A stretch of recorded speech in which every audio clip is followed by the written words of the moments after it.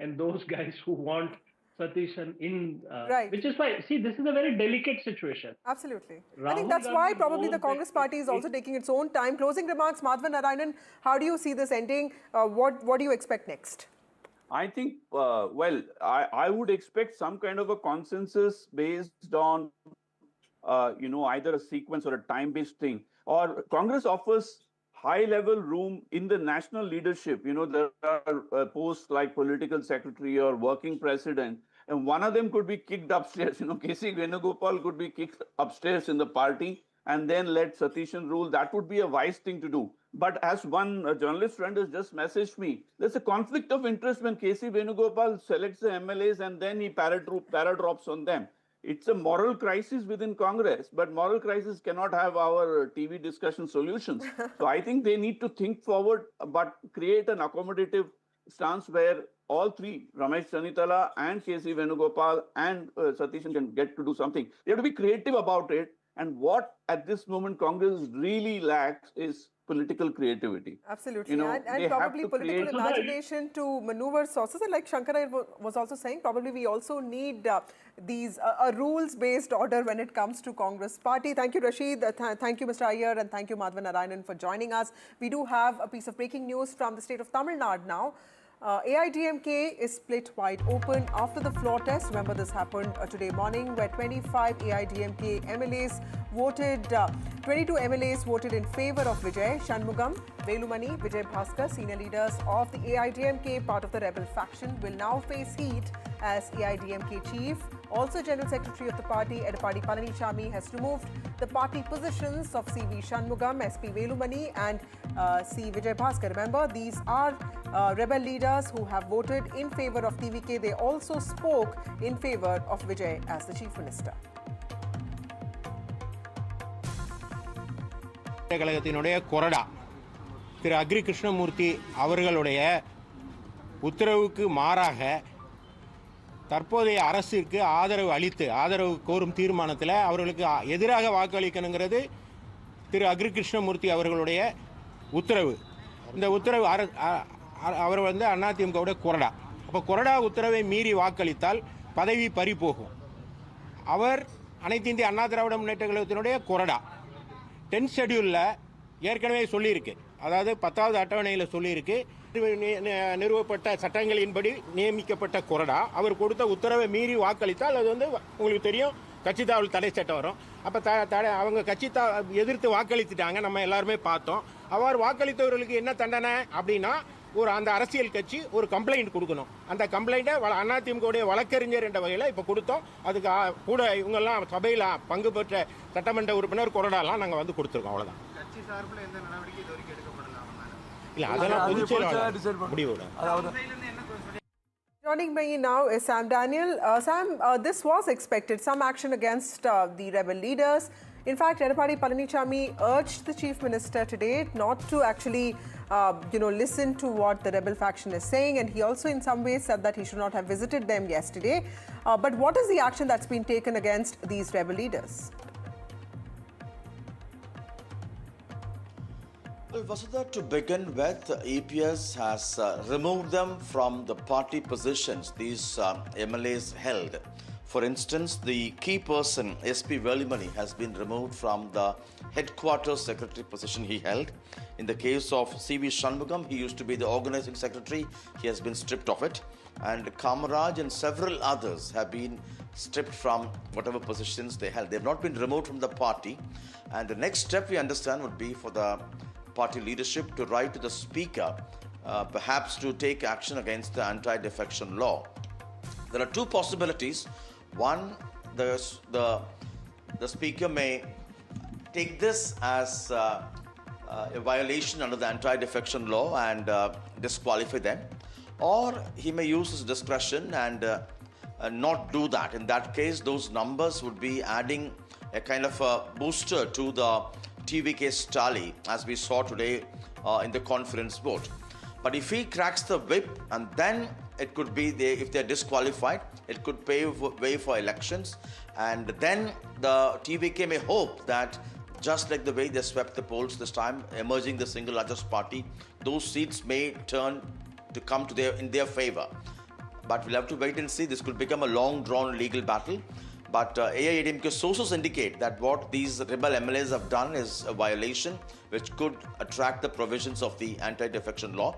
But the other side claims that there was no official whip and they enjoy the majority, and what they have done to support TVK is technically goes well with the purpose of their party to be against DMK and to work to defeat them.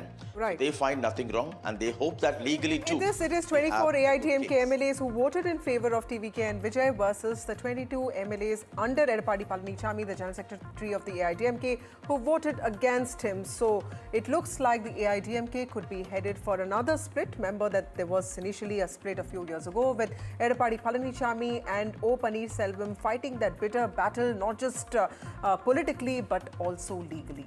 Moving on, Tamil Nadu government on Wednesday revoked its government order which appointed Ricky Radhan Pandit, Vetrivel, an astrologer, as if officer on special duty, OST, to Chief Minister Joseph Vijay following criticism from various quarters, including those made in the assembly earlier in the day. Now, this criticism was came not just from allies but also from political rivals. All of them pointed this out, asking how could the Chief Minister institutionalize astrology in governance. Now, the Vijay-led government has had appointed Mr. Vetrivel to the post, and it drew severe criticism even from the allies. DMDK General Secretary Premalata Vijaykanth, who is in the opposition now, strongly opposed the decision on the floor of the Assembly. The Chief Minister, while speaking, said that he will rethink the order, and the revoking of the decision came soon after that. Now, this is after the Chief Minister passed his first legislative hurdle in the Assembly, winning the trust vote on the floor of the House with 144 supporters. Meanwhile, 22 MLAs went against the confidence motion, and 5 of them even abstained from voting. But clearly, Vijay has exceeded expectations when it came to the floor test. Ahead of the commencement of voting, Leader of Opposition Udayanidhi Stalin led a walkout of the DMK MLAs along with the lone DMDK MLA Premalata Vijaykanth. And this is after he gave a speech criticizing the TVK government. He assailed the Chief Minister for meeting the rebels, and he questioned what is happening is change or exchange. So what are the impressions of Vijay Sarkar? It's just been 5 days. Did Vijay, the Chief Minister, do the right thing by revoking the order on the astrologer being appointed as the OST? Or is he getting too carried away by the allies? And what does the future look like for the TVK? That's what we discuss in the course of the next few minutes. We'll be joined by a panel of guests. But first, here's a look at what Udayanidhi Stalin, the LOP in the Tamil Nadu Assembly, said today.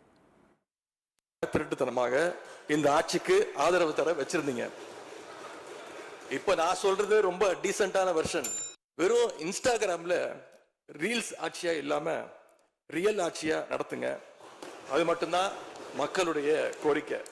குதிரை பேரத்தில் எமது அரசு ஈடுபடுகிறது என்ற கருத்தை தெரிவித்த மாண்புமிகு உறுப்பினர் அவர்களுக்கு நான் ஒன்றை மட்டும் சொல்லிக் கொள்கிறேன். இந்த அரசு குதிரை வேகத்தில் செயல்படுகிற அரசே தவிர குதிரை பேரத்தில் ஈடுபடுகிற அரசு இல்லை என்பதை ஆணித்தரமாக தெரிவித்துக் கொள்கிறேன். Joining us now is R.K. Radhakrishnan, senior journalist. Narayan Tirupati, spokesperson of the BJP. We'll also be joined by S. Nagaraj, who's a political analyst. Thank you all of you for being part of this broadcast.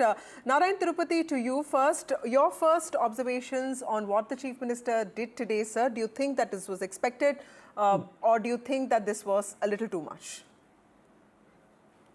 On what? On answering the yes, on revoking the order on Radhan Pandit. No, see, this is really absurd. It is the prerogative of the Chief Minister, and he has got the right to appoint anyone. Nobody can deny that. Legally, absolutely, there is no problem. And in fact, before the withdrawal of this order, the Mr. Nirmal Kumar, the Minister of the Tamil Nadu government and TVK's secretary or something, he had very clearly said that he was a spokesperson of the party, and they have got every right to do that, but only because of DMK and its allies' pressure. Remember, this is the first day, first order, Mr. Vijay was forced to withdraw this, and that is the weakness. Now the DMK threatens for each and everything. Yesterday we saw what happened. How can an astrologer hold a government official position? What is the message that's sent out to a state? What is your problem? I don't understand. I am asking you, is there any legal bar? No, there's no legal bar, but generally, there's no problem against people following astrology. But, there is also... No. See, for that, Vasudha, he is clear. They gave a very clear thing. They said that they are their spokesperson, media person. It is his profession. What is your problem? I don't understand. Okay, R.K. Radhakrishnan, how do you see this? That is for them to decide. That is for them to decide. The DMK and its allies, particularly the VCK, R.K. Mr. Narayan Tirupati, the political ethos of the state has been such that, scientific thinking is valued, rational thinking needs to be, sort of not just promoted, it also needs to be valued, isn't it? R.K. Absolutely. See, I agree with that view completely because, see, astrology is not science, though it is taught in Shastra University at the MA level and there is also be a PhD program there. It is not science. There is absolutely no way that astrology can be claimed to be a science. If so, then you will have it in all universities across the world. That is not the fact here. Now, the only problem is that he is an astrologer and then Vijay backtracked. Now, the point is that I think we need to appreciate Vijay for doing this. There is criticism. There is also public sentiment against appointing an astrologer to a post. That is his profession. That is the whole problem. It is not that, if he's a spokesperson appointing him to that position, absolutely there is no issue at all. But his main profession, he believes in this profession. He does this. It's not his, kind of time pass kind of thing. So that is an entire problem. I think he did well. I think there is a lot of positive feedback on that, and I think Vijay really scored. It's very clear. Governments can always say that we have made the decision. We are not going to walk back on that. That's been what the BJP has been doing, for instance. But that is not the way that TVK wants to go forward. Tirupati, he seems to be taking the DMK and the allies far more seriously than a lot of others. Yeah, absolutely. I agree with that completely. Now, the point happens to be that this is a government which is willing to say that, okay, we made a mistake, so we are going back on that. Now, let us start on a fresh foot. Narayan Tirupati, Premalata Vijaykanth said an important thing. He said that, if he is your astrologer, have him as your personal staff. Why give him the OSD position? No, see, first of all, I'm telling you, did Mr. Vijay tell that this man was his astrologer? Who said? It was only the opposition parties which said. The official TVK spokesperson and the minister says that he is our media person and the spokesperson. Please understand, this is not the issue. Who said? Who says he is an astrologer? But I'm telling you. But sir, the whole world knows that he's an astrologer, isn't it? Please, Vasudha, I'm not bothered about who is the OSD. This is not my botheration. But the thing is that why did you withdraw? The withdrawal came because of the stiff opposition from DMK and its allies. Because they are afraid that this DMK government is pressurizing and he buckled to the pressure. This is what I am saying. Otherwise, definitely they would not have done. Now, Narayan Tirupati, one can say that, the arguments that were made by, Timamu Mansari or for that matter VCK or Premalata Vijaykanth were probably convincing enough for Vijay, right? Because a lot of things that they said were very important, isn't it? No, see, okay, I will come for this argument also, Sudha. What if an astrologer is being appointed? What is your problem? It is his profession. See, he says, that's what I'm saying. Again and again, I'm telling you, Nirmal Kumar, after this, he clears very clearly, he says that he is our spokesperson, media man, and he has given a lot of interviews also. He is their advisor, media advisor. What is your problem? That is what I am asking. And who said he is an astrologer? Is there any official position for the party or Mr. Vijay that he is an astrologer? And it is a real shame on people, calling. See, this is in some ways, somebody told me yesterday that he can't be paying tributes to Periyar and also be, claiming that he stands for rationality. Is that what is hurting Vijay? That the fact that then you tell me. Then you tell me one thing, Vasudha. I am straight. My question is very straight. Yes. Mrs. Durga Stalin, the mother of opposition leader Udayanidhi Stalin, she goes to temple, she believes in astrology, everything. You tell me now, what is your problem? No, absolutely, sir. But then she's not the OSD, right? She's not making her, personal beliefs are not the question here. The problem is... Come on.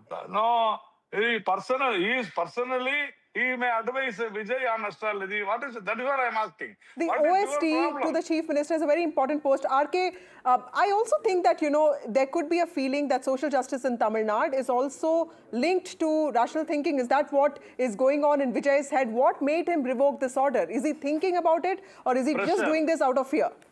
No, I don't think it is fear. It is very clear that Tamil Nadu accepts certain things, and Tamil Nadu will not be able to accept certain things. Who is That is Tamil where Nadu? the astrology bit comes in. The problem is that so far there has been no astrologer or a Swamiji appointed to in a government committee for any purpose in Tamil Nadu. It can happen at the national level. It can happen at the BJP. It's a completely different thing. Yes. But it cannot happen in Tamil Nadu as of now, because Vijay, for once, he still wants to be seen as a party with the idea of having Dravidian values at its heart. That is why the first meeting, or the first port of call that he went to, was Periyar Thidal, where which is an institution that Periyar literally built up, and he met Asriyar Veeramani and all of that. So it's very clear the path that Vijay wants to go. It can be even optics. I'm not saying that Vijay might believe or might not believe in this, but the point happens to be that he doesn't want to be seen as somebody who promotes superstition, number one. Number two, it is very clear this person who is an astrologer is on record saying a lot of things, including that, for months together he has been saying that Vijay will be the person who will become chief minister, and Vijay trusts him. All that is a completely personal thing, and that's the whole point, right? Vijay is a new person to the job. He has, as far as he is concerned, he wants to possibly keep the personal different from the political. Okay. That is why, though, of course, he has had differences with his wife, and there is he has a friend in his house and all of that. He keeps it completely private. Of course, Trisha attended his swearing in, but beyond that, she's not accompanying him daily to the office. Tirupati, the feeling that he said, the one line that he said during his oath taking, that I'm the only power center, he probably is also apprehensive that people might be thinking that he's being controlled by somebody else. He does not want that to be negated. Is that why he's doing this? Now he is being controlled by the DMK and its allies.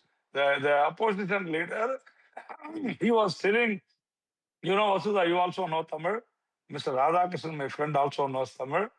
Today in assembly, he said, Tiruttanama, the opposition leader, using this word against the ruling party as Tiruttanama.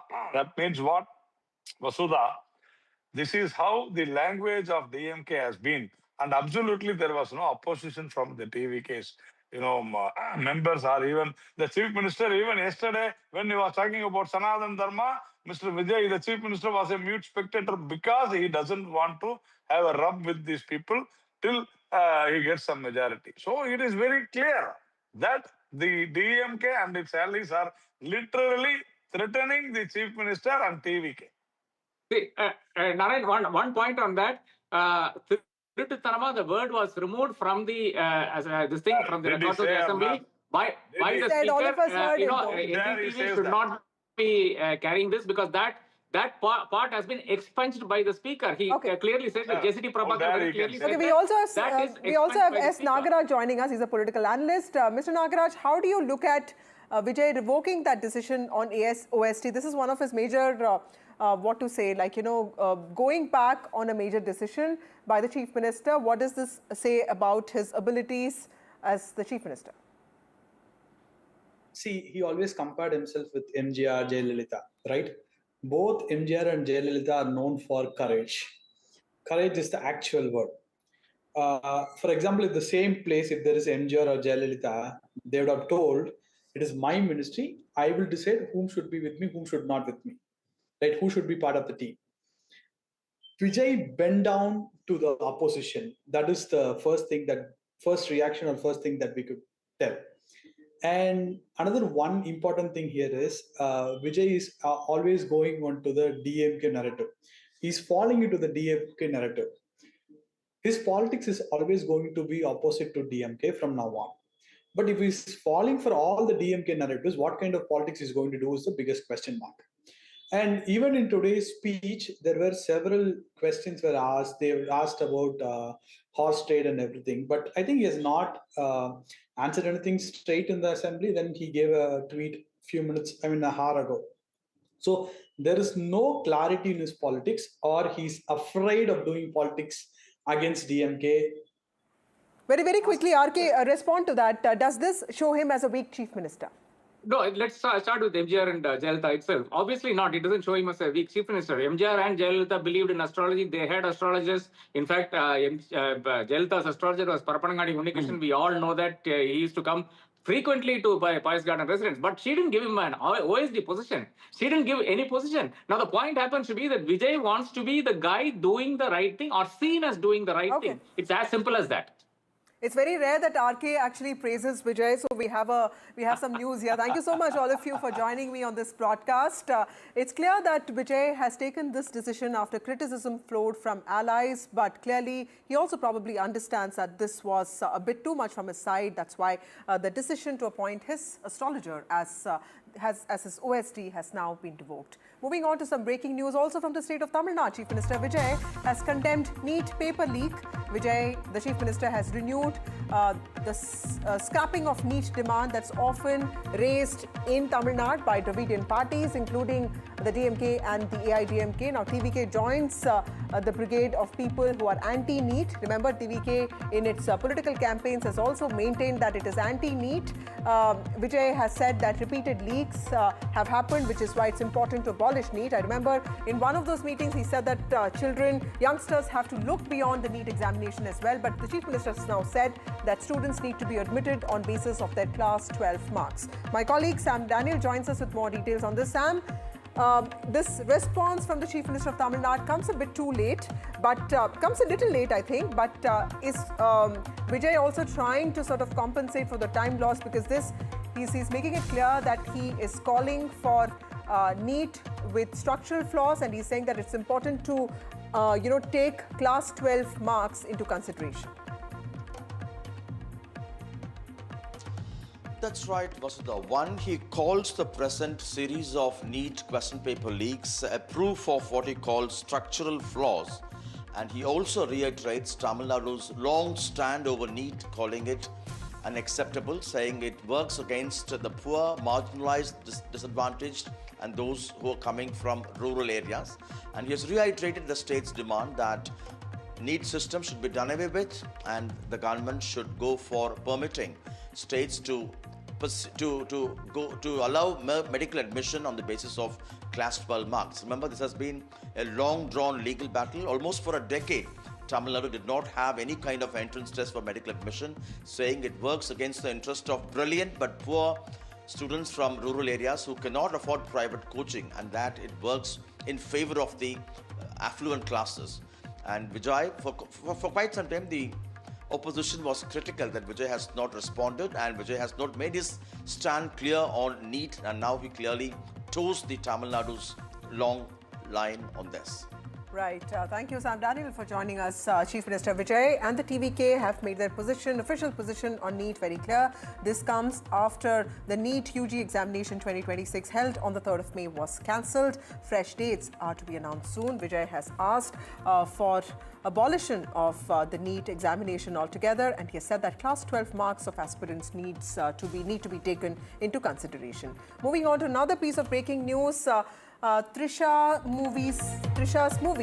Trisha's movie, Karuppu, has got 5 shows, and it's going to release tomorrow, is what we understand. This is a very famous movie that was released a few years ago. It's all set to release tomorrow. This is a Surya Trisha starrer. Tamil Nadu government has allowed 5 shows per day for 2 days. That's the big news that's coming in. It's good news for Trisha Krishnan, also seen as a close friend of the Chief Minister Vijay. And Tamil Nadu state government has allowed special shows for this movie. This movie is called Karuppu. It has actress Trisha and actor Surya in it. And this movie is going to be released. State government has given permission for this. 5 shows will be held per day, and the shows could start as early as 9 a.m. And the permission is only for first 2 days, 14th of May and 15th of May. This is what we understand, 5 shows per day. But this is also because usually state government gives these orders only when production houses of big star movies put in such requests. But this permission has come in for Trisha Surya starrer Karuppu. But with that, it's time for a short break. More news and updates on the other side.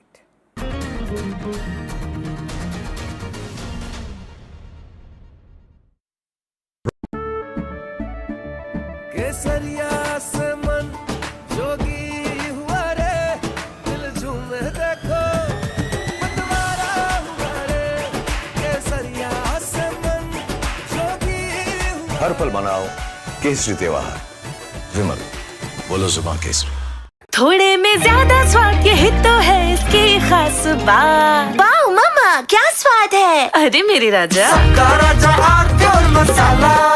Where the software engineer meets the gifted content writer, meets the cool UI UX designer, meets the talented photographer to create the big dream. The world comes together at Sharda University. So where are you? Excellence measured by those who built it.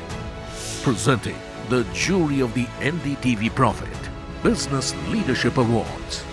Sunil Bharti Mittal, Chairman of the jury. Founder and Chairman Bharti Enterprises. Noel Naval Tata, Chairman Tata Trusts. UK Sinha, former Chairman SEBI. Kiran Mazumdar Shaw, Chairperson Biocon Group. C.S. Sethi, Chairperson SBI. Jayant Sinha, former Union Minister of Finance and Civil Aviation. Ramesh Damani, value investor and member of BSE. Cyril Shroff, Managing Partner, Cyril Amarchand Mangaldas. NDTV Profit Business Leadership Awards. Honoring excellence. Coming soon.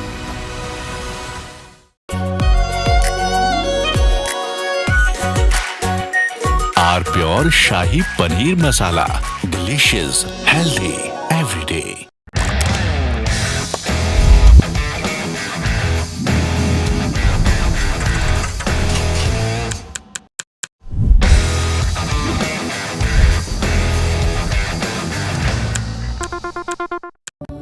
Where the software engineer meets the cool UI UX designer, meets the gifted content writer to create the big dream. The world comes together at Sharda University. So where are you?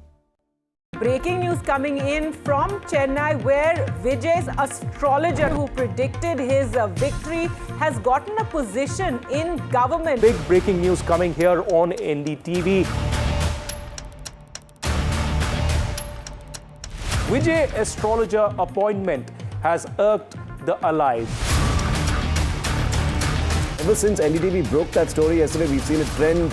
It's been followed by everyone, and it's become the single sort of running theme through the conversation yesterday. This is NDTV Impact. NDTV broke the story yesterday. Less than 24 hours later, after cross-party criticism, he has pulled the plug on that order. मीठा या नमकीन, चाहे जैसे खाओ, 100% सूजी से बनी are pure vermicelli, स्वादिष्ट, सेहतमंद।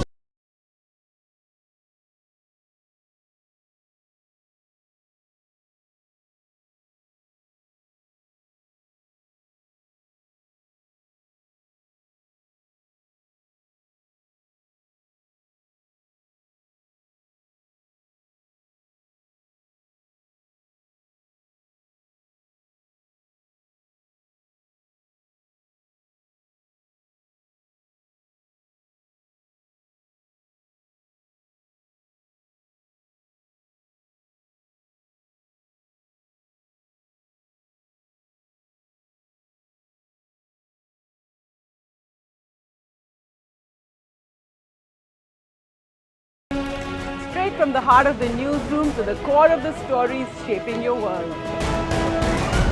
Join me, Gargi Raut, as I track all the developments as they break.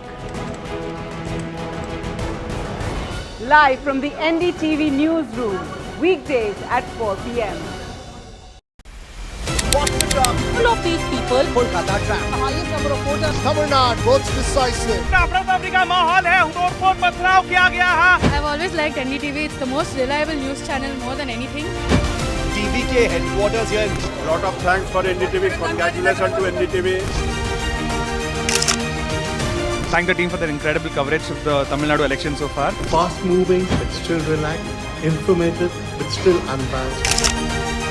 So I really love the channel. I saw Shiv sir and I was really excited to meet him and tell hi. So I'm really happy I met you, sir. Thank you so much. Happy meeting NDTV team here. Thanks for NDTV. Padmija Joshi, Sriyashi Dev. This is Shreya Ghosh. Rapandeep Chaudhary. Manogya Loiwal. Deepak Bopanov. This is Victor. Tanushka Datta. Sam Daniel. Vika Ramaswamy. Ritu Raj Purohit. Shiv Arun. To all our viewers who've joined us, thank you very much for spending your time, for trusting NDTV. Launch control 0 to 100. This isn't just about cars and bikes. This is about how you move. This car makes no sense, yet it makes every sense. What we are sitting inside is a Joby-powered air taxi. Your friend said, "Ye le le." We said, maybe not. Hi, my name is Siddharth Sharma. I'm your NDTV Automate, your ultimate guide into the world of automobiles and mobility. आपने तो दीदी को एकदम धो डाला. इसमें जनता का जीत है, मोदी जी का जीत है. आज के की खाबेन झालमुड़ी ना माछेर झोल. How will you celebrate? Jhalmuri माछेर झोल with rasgulla. You know, you remember you promised me that you will come to Kabini and do an interview with me. You like going to the forest? This is a declaration of our state that to the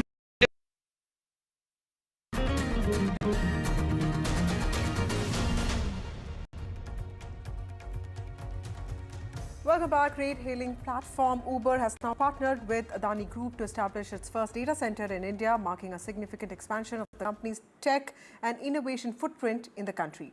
Chairperson Adani Group, Gautam Adani, in a tweet after his meeting with Uber CEO said, and I quote, "What a run Uber is having. Magnificent performance globally. Our partnerships continue to grow." Uber's chief executive officer also said that its data center is expected to become operational later this year and will support Uber's efforts to scale technology solutions globally from India. With that, it's time for a short break. More news and updates on the other side.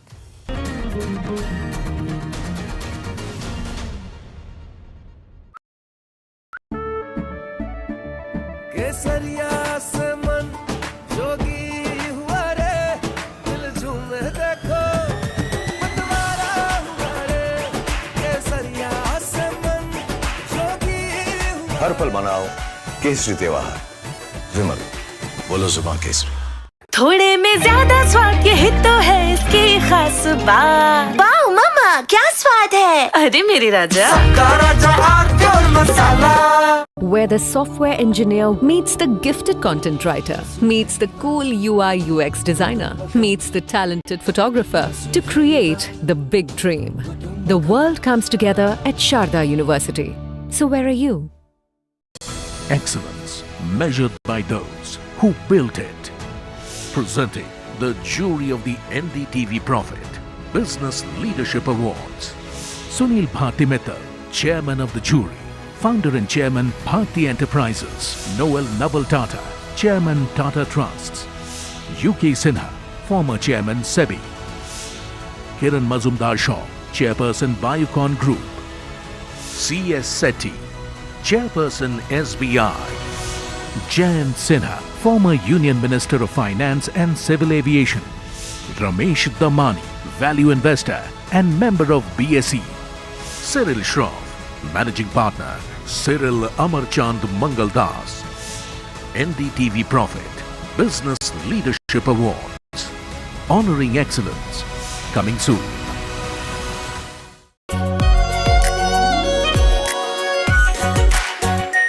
Our pure Shahi Paneer Masala. Delicious, healthy, every day.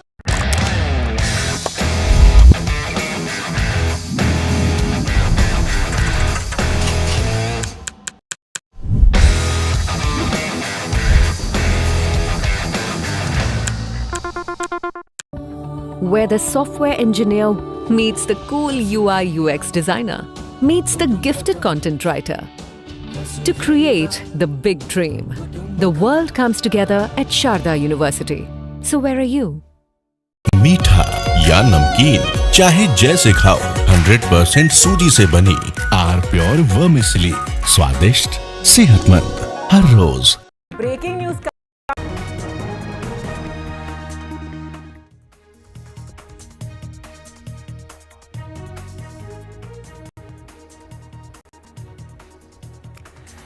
Good evening and welcome. Thanks very much for joining us here on NDTV. I'm Padmaja Joshi, and remember, on every story that matters when it's election season, when you want to know about politics, on all of that, the buck stops here.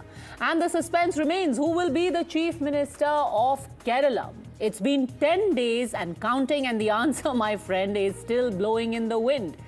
Over a week since the assembly results came out on the 4th of May, all states that went to elections, Assam, Tamil Nadu, West Bengal, even Puducherry, have decided their chief ministers, done with their swearing-in ceremonies, and in the case of Tamil Nadu, have even had their share of the first few controversies. But in the Congress in Kerala, the multiple rounds of consultations still continue. A 40-minute huddle took place this evening.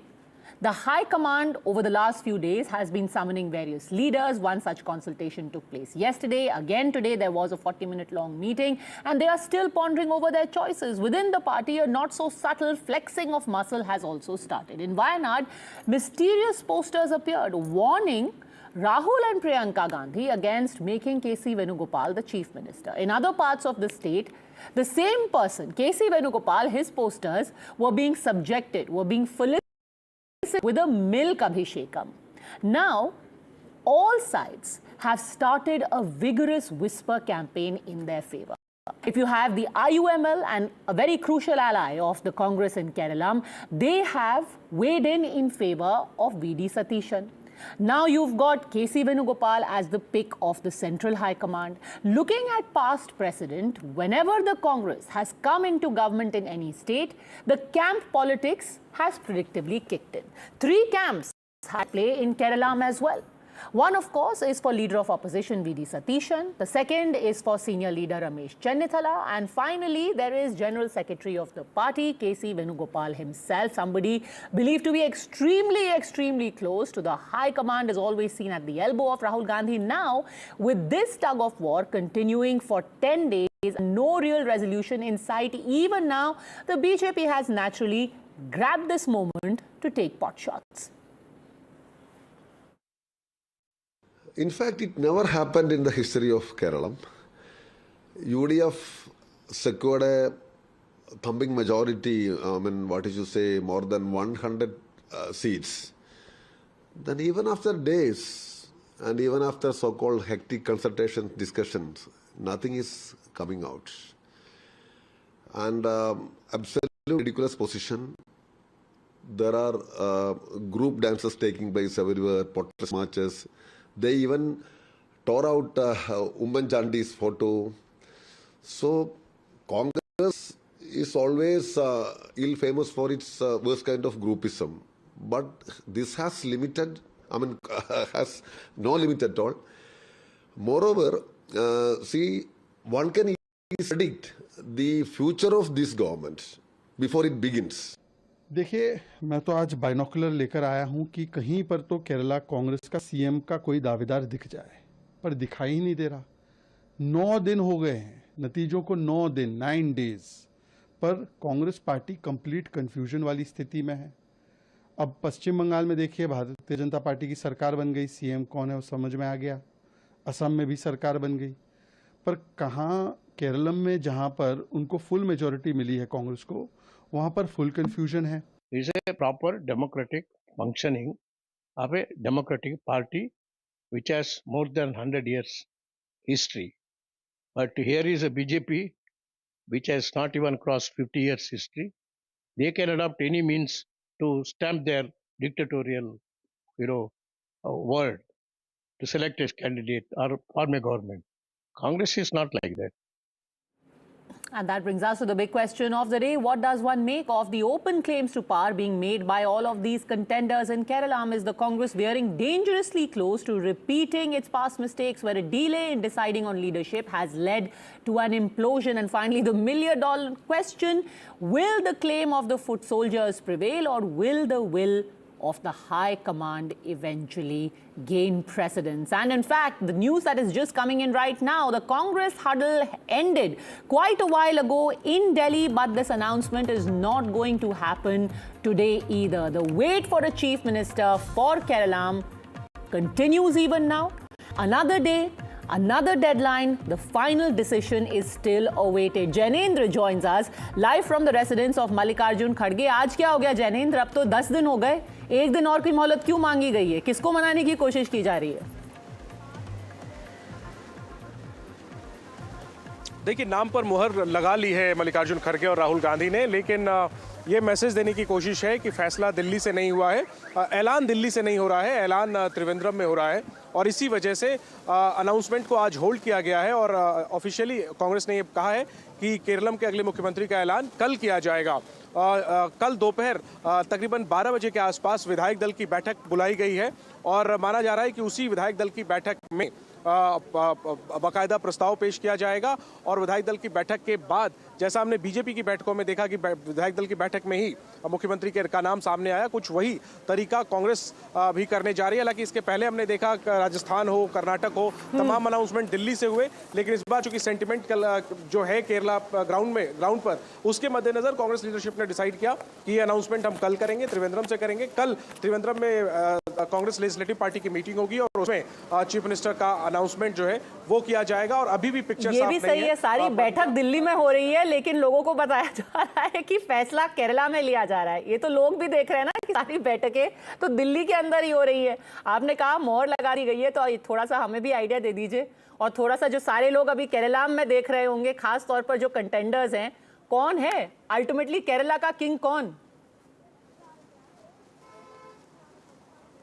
देखिए, एक बड़ी अजीब स्थिति आ गई है Congress leadership के सामने, क्योंकि ज्यादातर यही होता है कि विधायक दल में जिसको बहुमत होता है, जिसके पास ज्यादा विधायक होते हैं, वही मुख्यमंत्री बनता है और वो नंबर है केसी वेणुगोपाल के साथ। लेकिन जो केरल के आम लोगों का सेंटिमेंट है और कांग्रेस के जो सहयोगी दल हैं आईयूएमएल और केरला कांग्रेस, ये सभी वीडी सतीशन के पक्ष में है और आम लोग वीडी सतीशन के पक्ष में है। माना जाता है कि उन्होंने ही पिनराई विजयन को टक्कर दी 5 साल नेता विपक्ष के तौर पर और इसी वजह से बड़ी जीत हुई। तो बड़ी दुविधा की स्थिति है अभी भी, जबकि मीटिंग खत्म लॉक किया जा चुका है अंदर खाने। केसी का कैंप क्लेम कर रहा है कि आईयूएमएल से बात की जाएगी, केसी ही बनेंगे। वीडी सतीशन का कैंप क्लेम कर रहा है कि नहीं वीडी के नाम पर मुहर लग गई है और केरला के सेंटिमेंट को कांग्रेस लीडरशिप ने एक्सेप्ट कर लिया है। अभी भी अगर आप मेरी राय पूछें तो चूंकि विधायकों में ज्यादा पलड़ा केसी का भारी है, ऐसे में अभी भी नंबर 1 तो मैं उन्हें ही मानकर चल रहा हूं और राहुल गांधी के भी करीबी हैं। लेकिन फिलहाल पंजा आधिकारिक तौर पर अब रहस्य पर से पर्दा उठने का इंतजार है, जो संभवतः कल ही हो पाएगा। सो टिपिकल, सब लोग कह रहे हैं मोहर लग गई है और सब लोग ये भी कह रहे हैं कि हमारे नाम पर मोहर लग गई है, पर जिसको मोहर लगानी है वो नहीं बता रहे हैं कि मोहर किस पे लगाई है। But ultimately, everyone knows where that decision is going to be taken. Jainendra, thank you very much for joining us, because tomorrow, again, I suspect, is going to be a very, very long day for you. Nikhil Jain is here with us in the studio. We are also joined by Anil Antony, National Secretary and National Spokesperson of the BJP. Anand Kochukudi will be joining us in just a second. And Mr. Araj Gopalan, senior journalist, looking very, very gleeful this evening. Nikhil Jain, not so much. What's happening? 10 days, Nikhil Jain. BJP has got its binoculars out, wondering where is the chief minister. Padmara, what's happening is that we are seeing a Congress government forming in Kerala. I don't know why the BJP is so jelly about it. They've been trying and clamoring to make a government in Tamil Nadu, in Kerala, in so many parts of the country, but they're not able to do that. And now the Congress is forming a government in Kerala. And let's remember, the difference between the BJP and the Congress is that in the BJP you have two people who are deciding people by a parchi system, where even the former chief ministers don't know who would be announced as the chief minister. But in the Congress you have the high command of the party consulting with the state in charge, with the PCC president, with the former PCC presidents, the former LOP. You have 3 very strong people who are in contention for the race. The MLA's views are being taken into account, the people's polls are being taken into account, and accordingly a decision is being made. And if you want to make a proper informed decision, literally everyone watching you right now knows exactly who is the person taking the decision. What are all these consultations you're talking about? No. These consultations have carried on for 10 days. Ultimately जिसको पर्ची निकालनी है वो तो हमें पता ही है, जिसके घर के अंदर मीटिंग हो रही है. The people who are organizing the meeting, you might as well take a call, right? No Padmaja, अगर ऐसे अक्कड़ बक्कड़ बम्बे वो करके ही पर्ची निकालनी होती तो 10 दिन पहले ही अनाउंस हो गया होता. The only reason it is taking 10 days is because views of different stakeholders are being taken and they're being weighed against each other. Because as has been reported in the media, KC Venugopal seems to have a support of the majority of the MLAs, while VD Satishan seems to get the maximum popular vote, while Ramesh Chennithala continues to be the senior most leader of the Congress in Kerala, so far as the limited state of Kerala is concerned. Now these are tough calls that the High Command and the party leadership would have to make that who do we go with? Do we go with the people as the constitution prescribes that the MLAs are to choose the chief minister, or do we listen to the will of the voters and we go by a public poll, or do we give credence to the seniority metric that the senior most person should be made the chief minister? And these are tough calls to make, which is why it is taking time. But aren't these things that are decided before going into election? You already have a Ramesh Chennithala who has led your campaign since 2021, or is the real problem, Nikhil Jain, these posters that are coming up all over Kerala? You've got posters in Wayanad where somebody is threatening, of all people, Rahul Gandhi and Priyanka Gandhi, and saying you will never be able to win Wayanad, you will never be able to win Amethi. So now they're not even, even the pretense is gone. Now it's an open warning. It's almost like a semi-rebellion which is happening. Padmaja, we don't know who put up these disgusting posters. Nobody should be speaking in that manner for any elected member of parliament, whether the leader of the Congress or the BJP. I don't support that, and I'm sure these are not Congress workers. For all we know, our very good friend Mr. Anil Antony has put them up. We don't really know, so I'm not going to give any credence to that. What is important is that discussions with the stakeholders are happening. Mallikarjun Kharge is on it, Sonia Gandhi is on it, Rahul Gandhi, KC Venugopal, the Kerala State in charge, the Kerala PCC, Deepa Das Munshi, and all the other stakeholders that are involved. And you say that these are decisions that should have been taken before the elections. I strongly disagree, and I'll tell you why. When you're contesting a number of seats, you don't know which of the seats are the ones which you'll actually win. You don't know who your MLAs will be. It's only after the result that you know, okay, these are the people who've been selected as MLAs, and these are their views, and these are their contentions, these are their likes, these are their dislikes. All these decisions can only happen once you have the results of the election, and that is exactly what is happening in Kerala. So when you went into 2024 elections, you didn't know who your elected MPs would be. So you would possibly have thought, I wonder who the LOP is going to be. Maybe it's going to be Rahul Gandhi. Maybe it's going to be Karti Chidambaram, since you really didn't know who the elected MPs. There's always this suspense, before you actually know the results. But Anil Antony, while the Congress was busy taking the views of all of its MLAs, were you and your 3 MLAs busy putting up all these disgusting posters, according to Nikhil Jain, trying to put pressure on Congress, trying to, fish in troubled waters, and saying in Wayanad that Rahul Gandhi, Priyanka Gandhi, you better not make KC Venugopal? What do you have against KC Venugopal, Anil Antony? Thank you for having me in this show. And first of all, again, since you brought the case of the 3 MLAs, we are just making it very clear that it's not the Bharatiya Janata Party's concern of who the Congress chief minister should be, and that is an internal matter of the Congress. But there are 4 or 5 points that I want to bring to you and the rest of the audience. And one of them is, by now, already the Bharatiya Janata Party, alongside the central government, we have around 22 NDA governments. And you can see the difference between the BJP and Congress very clearly, where there is a democratic process, there is unity, consensus, and there is full trust in the leadership of our Prime Minister, and all the processes in every state has gone very well in a very seamless manner. And you can see what is happening in the Congress. And the next 2-3 are concerned in the Congress itself, where one thing again, after all this fiasco in Kerala, something which is becoming very evident. Like the high command of the Congress party, which used to be the high command, right now they are losing a lot of, it is not the old high command any longer, they have lost a lot of strength. Where somebody like KC Venugopal, who is seen as a right-hand person of Mr. Rahul Gandhi, who wants to be the chief minister, there is a lot of strong opposition from Kerala, where he is not allowed to be the chief minister at this moment.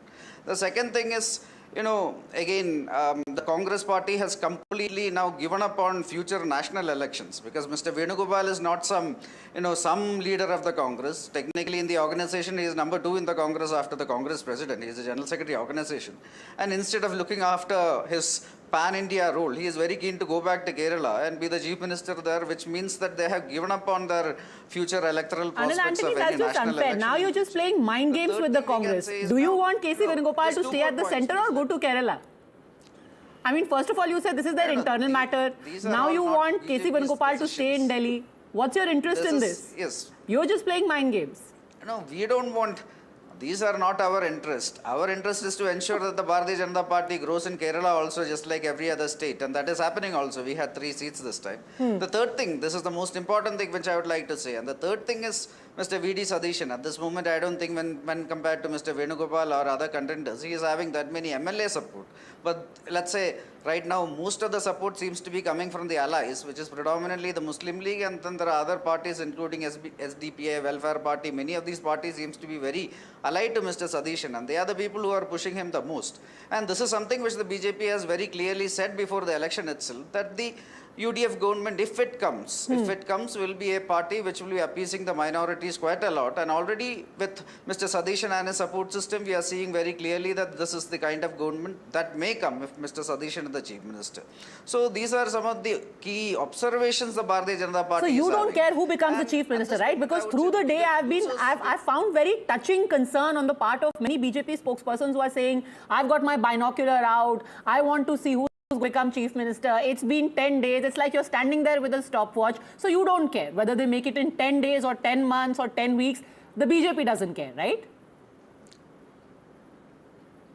See, we are concerned about the state of Kerala and the people of Kerala, because right now it is 10 days and we already know the kind of government that is going to come in Kerala, where infighting will be very common. You will be having Venugopal group, Mr. Chennathala group. Okay, Mr. this is the Sadishan infighting that they are group. concerned about. You know, you're going to basically push the state into chaos, and we're already seeing an example of it with all of these competing claims and the poster wars. Nikhil Jain.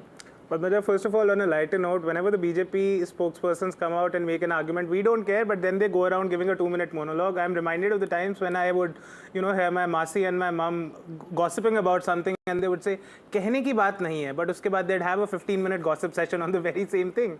That is exactly what the BJP is doing. See, you say that you are concerned about the people of Kerala, but very clearly, Mr. Anthony, the people of Kerala are not concerned with you. In an assembly of about 140 seats, you guys have gotten 3 MLA seats. The people of Kerala have squarely rejected you. Out of 20 MPs, you don't even have 2 MPs, right? So let the process that the people of Kerala have voted for decide. The people of Kerala have voted for the UDF, not for the BJP, not for the NDA. Let the UDF's process come into play. Of course, you'll always have these jibes that this government is engaging in minority appeasement and this and that. However, that is not what the track record of the Congress Mr. Rajgopalan, is it a is. case of sour grapes where the BJP is just trying to create trouble for the Congress? It's okay, they will take their time and they will eventually decide who their Chief Minister is going to be. How does it matter to anybody else? And it's only a question of having a surplus talent, a surplus of talent. You know, it's a problem of plenty that the Congress has. Padmaja, what I learned from many CWC members, there are 3 contenders, V.C. Venugopal, Sadishan and Ramesh Channitara. There are 3 Gandhis. Each Gandhi picks up A, B, C, D. So therefore, the confusion at the top level between Sonia, Rahul and Priyanka, that reflects on the ground level. Second thing, my important question is, Rahul Gandhi has been saying OBC, you know, Dalit, etc. All the 3 are upper caste. Where is that Rahul Gandhi? And second thing, now vote chori, wo to khatam ho gaya. Now 10 days ho gaya, vote chori to band ho gaya. Now I finally say, Indian National Congress, according to Mr. Narendra Modi, it was MMC, Muslim Maoist Congress. But you know what I would say, because of Mr. Rahul Gandhi attending Vijay's ceremony in Tamil Nadu, I foresee a situation in all southern states. Congress is going to be very, you know, ably contesting the 2029 election. Instead of saying Indian National Congress, we can say South Indian Congress, because there is no Congress in North India. Third point. Now I will show you 3 fingers. You select one. Okay, the finger next to the thumb. Go on. This one. Okay. Your first finger, yes. First, K.C. Venugopal, you won the case. Okay. I'm not sure that's how easy the choice is going to be, but Anand Kochukudi, the issue on a serious note is not so much about the time being taken. It is about the power play within the party, and with the kind of history that the Congress has had, that is making many people wonder if we are going to see a repeat. And why do I say this? I want the viewers to take a look at a picture. So you had the observer, Mr. Mukul Vasnik, and suddenly you had this picture being leaked to the press, where Mukul Vasnik is carrying a file and one paper is very prominently visible. And what is on that paper? You've got the names of all the Congress MLAs, and you've got KC plus RC, KC written over there. If this is not an attempt to try and put pressure on the central leadership, what is it? And this makes one wonder if what happened in Punjab, what happened in Rajasthan, what happened in Chhattisgarh, if we are going to see a replay of that in Kerala as well, where you have a clear mandate, but you end up messing it up. Hi, Padmaja. So, what I think is that, since the UDF got 102 seats, that is 31 more than the majority mark, the General Secretary organization, K.C. Venugopal, thought that he can, get the crown on a platter, that there are so many seats and there is no precedent of resort politics in Kerala, unlike in other states, including in Karnataka. So K.C. Venugopal thought that, he was setting the ground, he was setting the stage, he already got all the MLAs. How he got the MLAs, that's a different question. In 2018, December, when Ashok Gehlot became the Rajasthan Chief Minister from the position that he currently holds, General Secretary Organization, replacing the popular Sachin Pilot, who led the party to victory in Rajasthan. At that point, K.C. Venugopal had 0 MLAs backing him in Kerala. So how did he get 47 MLAs to back him out of 63? 63 Congress MLAs, 47 are backing K.C. Venugopal. He got that by being close to Rahul Gandhi, the power center of the party. So K.C. Venugopal might technically have 47 MLAs out of 63 in his pocket right now. He also has the Congress KPCC president and the working presidents supporting him. Most of the past KPCC presidents whom Rahul Gandhi consulted, they are also supporting him. But how did he get all those people to back him? By being the power center in Delhi, by being the confidant of Rahul Gandhi. So this support that he has garnered is actually technical in nature. In 2018, he had no MLAs. Now he got so many MLAs. So that is one point. The second point that Anil raised about Muslim League supporting V.D. Satishan, that's true. Muslim League has gone out of its way to support V.D. Satishan, which is kind of messing up with Satishan's candidature, because Satishan, Muslim League can put pressure. Muslim League can voice its opinion, but putting pressure on the High Command to name somebody as the Chief Minister is going out of the way. It can actually boomerang on V.D. Satishan and Ramesh Chenitala. As Mr. Rajagopal said, the three Gandhis are three choices. Rahul Gandhi's obvious choice is K.C. Venugopal. Priyanka's choice is V.D. Satishan, and Sonia Gandhi's choice is Ramesh Chenitala. So the answer to your question is which Gandhi will get his or her way will be what. No, but then my question is why should it be a decision taken between the family members? Aren't the MLAs supposed to take that decision? Isn't the foot soldier who has led the entire campaign, who from 2016 has worked on the ground, isn't he, or 2021 worked on the ground as leader of opposition, isn't he supposed to be the natural candidate for Chief Minister?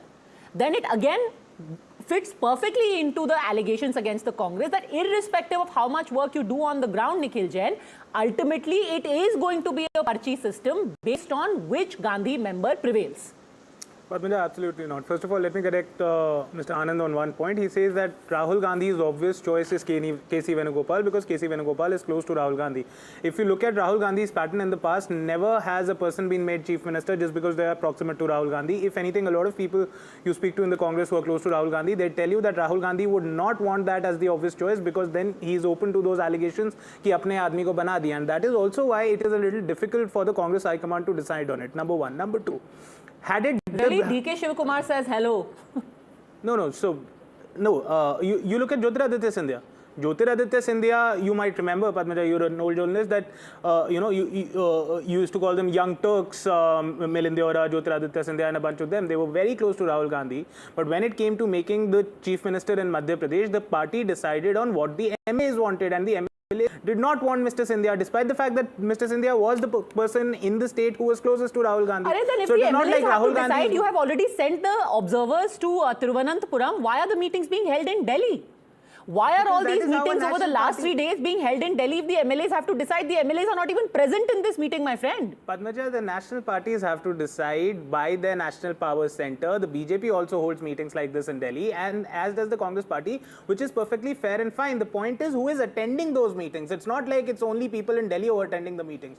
The state presidents, the former state presidents, the MLAs, the in-charges, the co-in-charges, the party president, the former party president, all the people, all the stakeholders are being consulted, the observers. Right, were and all sent these in the pictures state. being leaked, all of that is pure coincidence. Suddenly this one picture emerges with KC written on it. All of that is purely coincidental, right? Mr. Rajgopalan? No, there was Mr. a document Rajgopalan. that was being carried, some media, The posters on by Right, because Mukul Vasnik is such a new politician that he doesn't know the waiting media is going to get that picture exactly spot on. Very conveniently, exactly that page has been kept open to the media with the name of K.C. Venugopal in all the columns exposed. No, anyway, first of all, that is a page that only has seven Padmaja, items. once If he again- wanted to pull that, he would have, opened the summary page, number one. Number two, see, honestly, Padmaja, the kind of zoom today's cameras have, you really don't know what catches the lens. Right, exactly. Mr. Rajgopalan.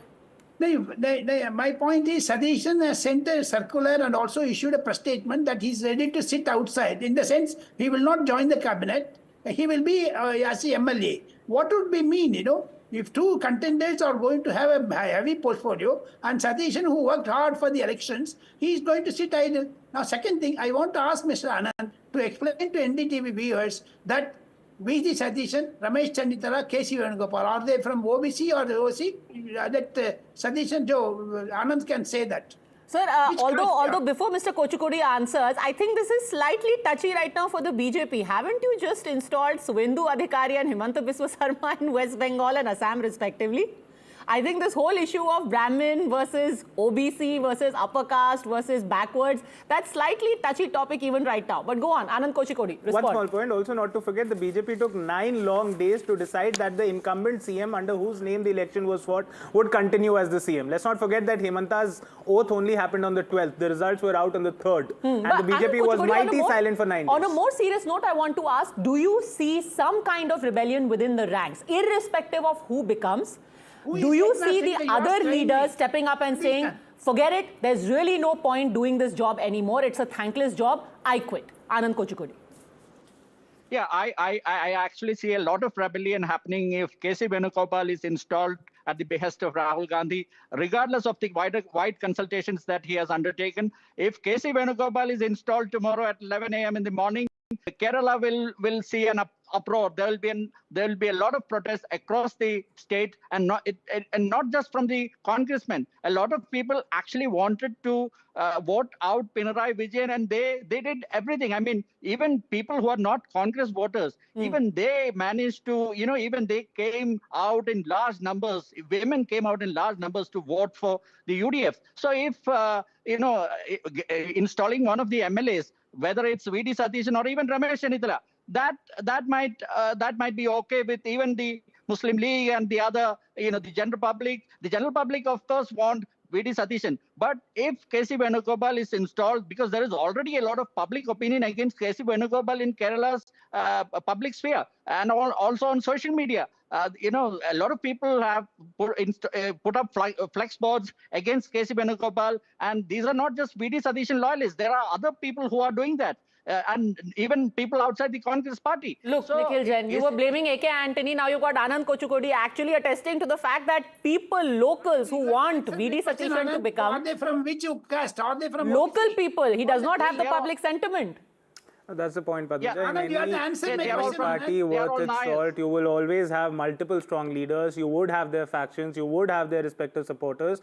And that is something that we've always seen across the country, across party lines. But here is a senior journalist telling you that having K.C. Venugopal as chief minister is going to be suicidal. He can see it right now that the public sentiment is not with him. The only thing that he has going is that he is the right-hand man. He is the shadow of Rahul Gandhi inside the Lok Sabha period. See, that is his... That he has the year of the leadership. No, Padmaja, that is his view. I vociferously disagree with it. All of you are showing reports in the media that a majority of the MLAs of the Congress, an overwhelming majority, are supporting K.C. Venugopal. Then and how on Anand earth do you Kuchipudi is telling you why. They are supporting him because obviously nobody wants to be on the wrong side of the party leadership. No. Who wants to be on the wrong side of the high command? What are people going to say? No. I do not like the person that Rahul Gandhi wants as chief minister. Obviously not. No, that is it is a democratic procedure. It is not that all the MLAs have unanimously said, oh, K.C. Venugopal is close to Rahul Gandhi. Sir, it is not democracy when the boss says, I want this person and you say, yes, boss. That is not democracy. That is towing the line. No, according to media reports, 47 out of 63 votes Which are with media K.C. reports? Venugopal. Multiple media reports. Who is telling the media all of this? The same people who are leaking that picture of Mukul Vasnik. I will not get into that. The point is, according to multiple media reports, 47 out of 63 MLAs of the Congress are supporting K.C. Venugopal, which also means 16 people have given names of a candidate other than K.C. Venugopal. Then why are you waiting for 10 days? If K.C. Venugopal was such a crowd favorite from day one and 47 MLAs, Mr. Rajgopalan are anyway supporting, then why are you waiting for 10 days? What are you scared of? He is the hero. He is the people's person. No, just 10 seconds. I just want to respond to your point that you say that K.C. Venugopal has been favoured by the MLAs just because he's close to Rahul Gandhi. And people are scared of K.C. Venugopal and Rahul Gandhi and therefore they will not give in their democratic voice. First of all, anybody who's followed Kerala politics knows that Kerala politicians are the least scared of them all. Whether it is from the CPI, the BJP, the Congress, they will voice their own opinion, number one. Number two, 16 MLAs supposedly have voiced their own opinion. If the argument and the charge is that everyone who votes for K.C. Venugopal has voted because they fear the wrath of the High Command, then why did the 16 Mr. Rajgopalan is scowling at that suggestion. Mr. Rajgopalan. Nikhil Jain is a good friend of mine, but he won't leave the floor for others. Second thing, he's breathless, commentary on K.C. Venugopal. I know there are 18 to 20 MLAs who have sent an email to Congress High Command. I can show you that email. Can you believe that? And second thing... Saying what? What is in the email? Email is that no K.C. Venugopal. Anand will vouchsafe for that. Anand Kuchipudi, you ask him. Second thing, my point is simple. Who is Eknath Shinde here? Who is Eknath Shinde here? That is sedition? Eknath Shinde. Who is Eknath Shinde? Simple as that. No, what's your point? There are 17 MLAs who have sent an email to Mallikarjun Kharge saying that we don't want Mr. K.C. Venugopal. That's not the case. That is also in circulation. Whether it's artificial... I can't tell you how I know, but that is certainly not the case. Now, you can't expect me to reveal everything on a public platform, right? Okay. Anil Antony. Finally, it is going to be the people's choice. Nikhil Jain is absolutely confident that a large number of MLAs, purely because of the popularity of Mr. K.C. Venugopal, absolutely no other reason, only because of the kind of hold he has on people's hearts, have decided to go in the direction of K.C. Venugopal. And that shouldn't be a problem, right? It shouldn't be a problem for you. See, we have already made it very clear that who the Congress chooses is not the Bharatiya Janata Party is concerned. But at the same time, already what you have seen in the last 10 days is the trailer of what is set to come in the next 5 years. A lot of infighting, a lot of groupism and a lot of appeasement which will be happening. Which will make the people of Kerala, the voters, regret choosing the Congress party this time. One of my esteemed panelists were telling that we only have 3 seats in Kerala, so we need not get bothered about it. But again, let me just remind you all that in 2011 we had 3 seats in Assam, 2016 we had 3 seats in Bengal.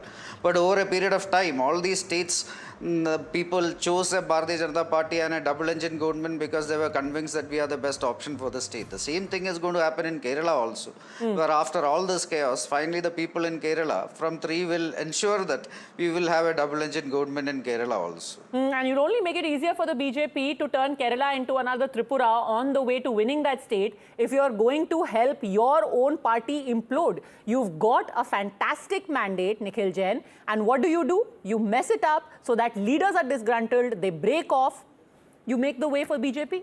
No, Padmajan, there's no GST on having dreams and wishes. Mr. Antony is free to have all the dreams and wishes that he wants.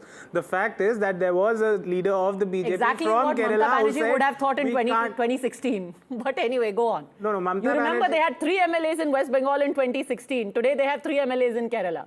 No, that might be true, but it's also true that the election results of Bengal and Assam are vastly questioned, and that's not just by the Congress party, that is by nearly every single opposition party and large sections of the media. And there's been a lot of proof in the public domain for that, because the elections before this in 2024 in Lok Sabha, out of the 42 seats, the Trinamool Congress won 29 of them. The BJP's tally dropped from 18 to 12, while the TMC's tally had risen from 22 to 29. So there are a lot of questions on that. I won't go on that. My simple point remains that the people of Kerala have voted for the UDF. They have voted for a Congress chief minister to take oath. Congress is a democratic party that is consulting the relevant stakeholders, and that is how decisions are being taken, unlike the parchi system of the BJP. Right. As simple as that. Except that the parchi here is with one family. But a quick reminder, Why would you send observers because then? there was a lot of scrutiny of what the Congress was doing. I want to give a quick data set, Anil Antony, before we let you go, of how your own party has fared when it comes to appointing its chief ministers and how quickly decisions are taken.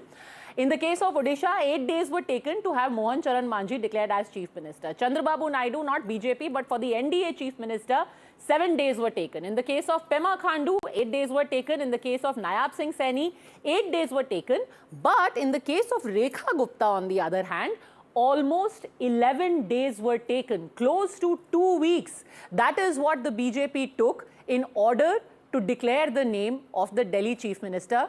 So parting thoughts, Anil Antony, let's not be so unfair to the Congress party. They are also taking as much time as you took in Delhi, or as much time perhaps that you had taken in Maharashtra. In the case of Devendra Fadnavis, again you took 10 days.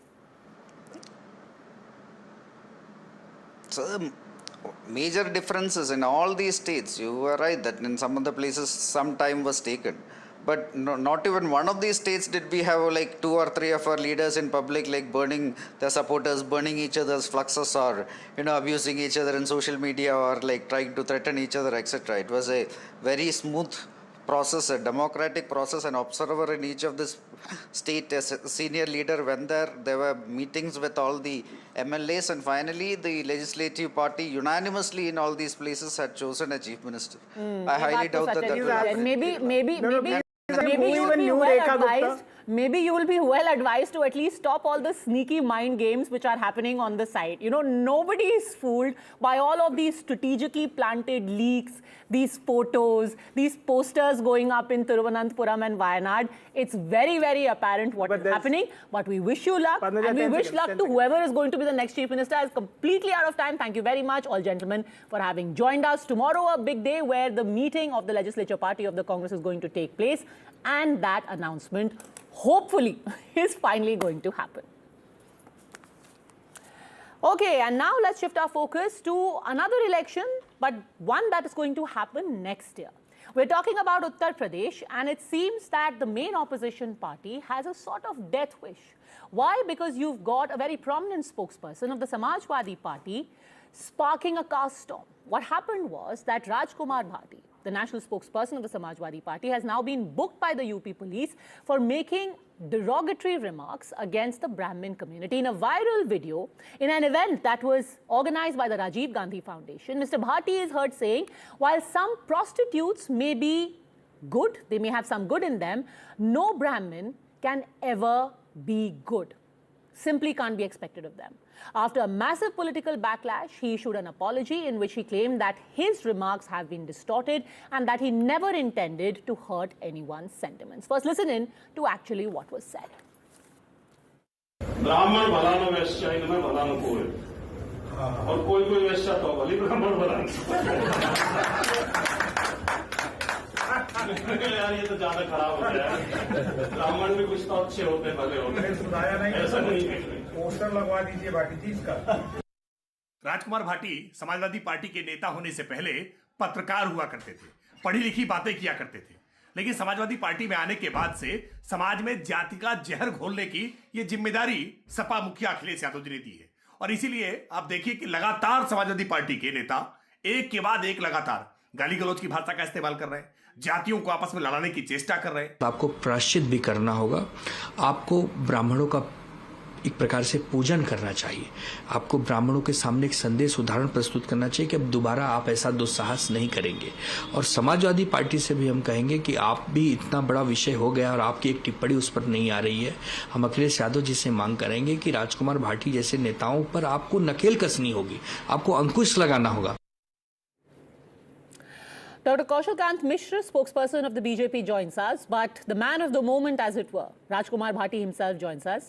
Bhati जी, क्या जरूरत थी ये बोलने की? आप कह रहे हैं इसको आउट ऑफ कॉन्टेक्स्ट लिया गया है, पर जब आप ये बोल भी रहे थे, let me just explain the context to our viewers, as was explained by Mr. Bhati. He said that in this event, he was just saying that there are a few such sayings in popular discourse where, you know, such caste-specific slurs are spoken, and I do not attest to that.